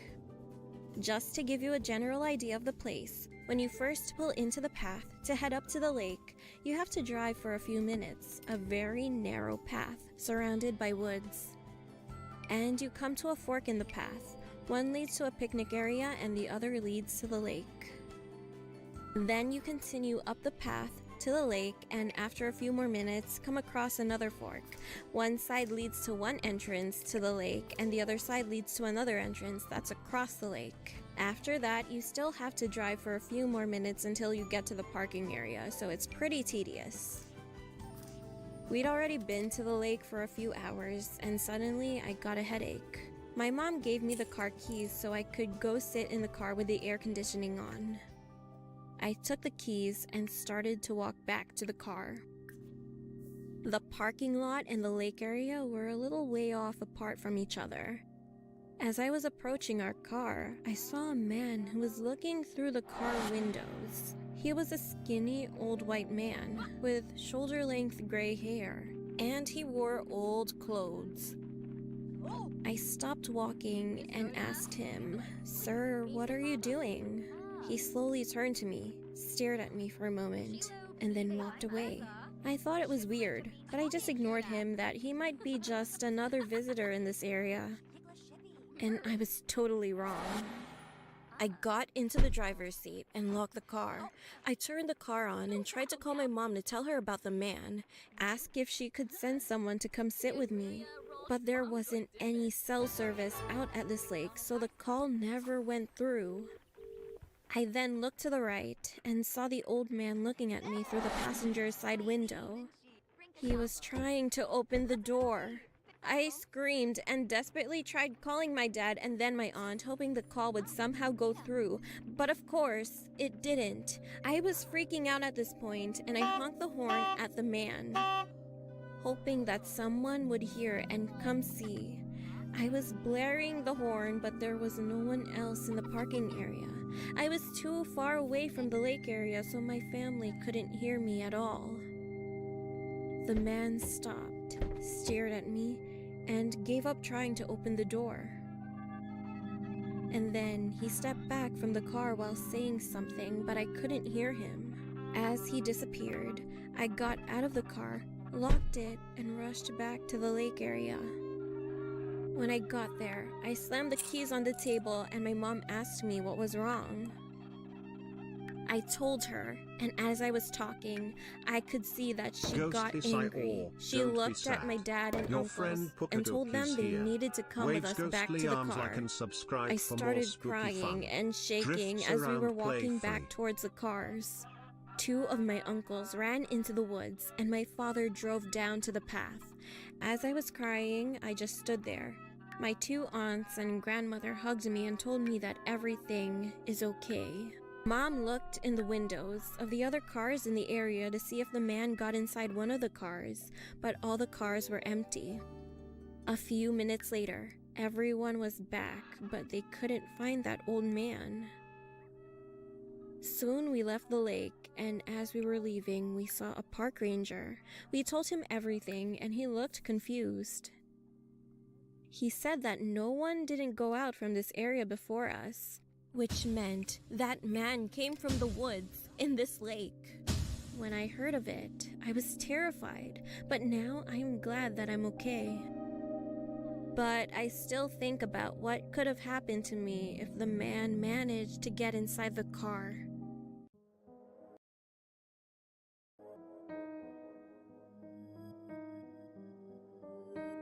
I'm 17 now, but this happened when I was 13 years old. My mom couldn't pay for the household on her own since my parents divorced. So she rented one room, and I used to share a room with my mom. I had one older brother, and he was staying with his dad. And that night, I had to sleep around 9 p.m. because I had school the next day. I shared a bed with my mom. She slept on the other side while I slept close to the wall. For most of the nights, I always fell asleep pretty fast and well, but sometimes I had dreams or nightmares since I was little. However, this nightmare was different than any other nightmare I've ever had. I was walking in a room, and I saw an older man standing near the closet. I tried to speak, but when I opened my mouth, nothing came out. I had no choice, so I walked to him. And when I got closer to the man, he suddenly collapsed on the floor, clutching his chest. His eyes were so wide, almost bulged out, and his mouth was also wide open. He looked like he was gasping for air. His body was trembling terribly.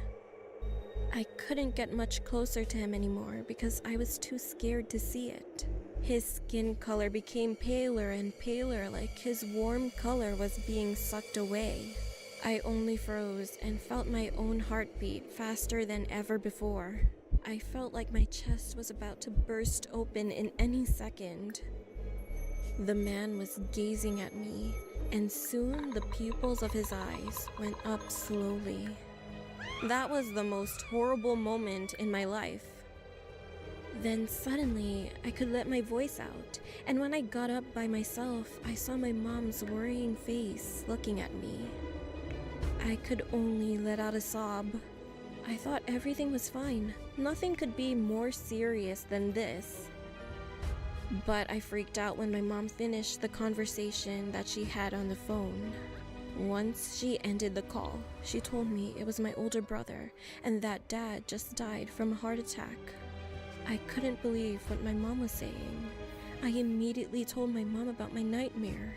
She only stared at me in pure shock, and we both didn't say anything while we hugged each other. That day, the only thing I could do was pray for him to rest in peace.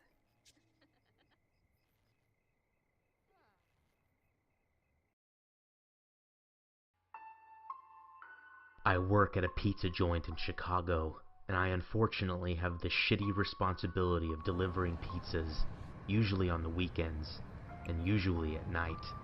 I've asked my boss for day shifts, but she seems to ignore my requests and give me whatever shifts I don't want the most.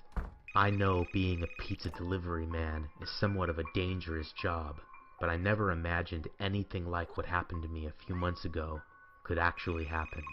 There is this one customer that always calls in and acts strange as hell on the phone. Sometimes he will just hang up on you. Sometimes he'll order pizzas normally, but make crazy sounds while he does, and then hang up. We've always thought this guy was just an idiot playing pranks. He would make really weird comments too, like, "I want to order a large pizza with pineapples, mustard, and your skin." I'll never forget that one. We usually just hang up on his ass now, and we always know it's him calling because his number is saved in our system. So he called again a few months ago and ordered a pizza normally. No bullshit, no weird comments or sounds, and gave his address too. I thought it would be interesting to finally deliver to this guy, and when I drove up to his house, it was something you'd see in a scary movie. An old as hell looking place right on the line where we don't deliver, not in the busy part of the city where most of our orders come in. The house looked like it was about 100 years old, and there were no lights on that I could see. I wasn't scared or anything, just looking forward to seeing what he looked like. When I went to the front door, I rang the bell, but it wasn't working, so I knocked. I realized I forgot the guy's soda and thought he'd give me shit for sure, or just freak out on me. Nobody answered right away, so I knocked again on this big door. He opened up after that second time.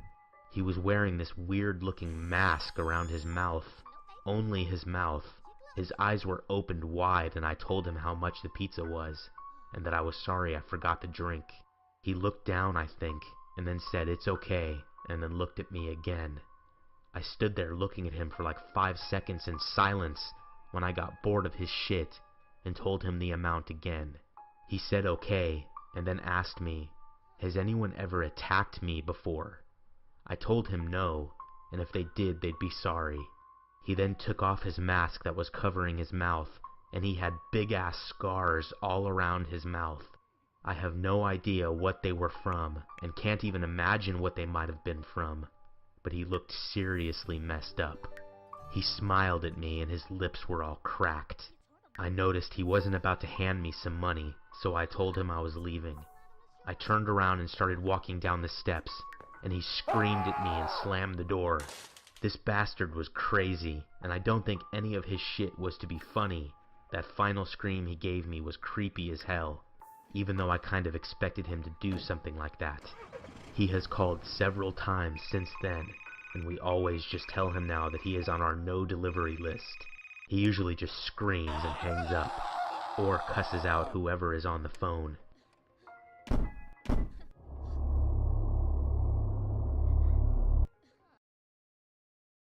You know that feeling of excitement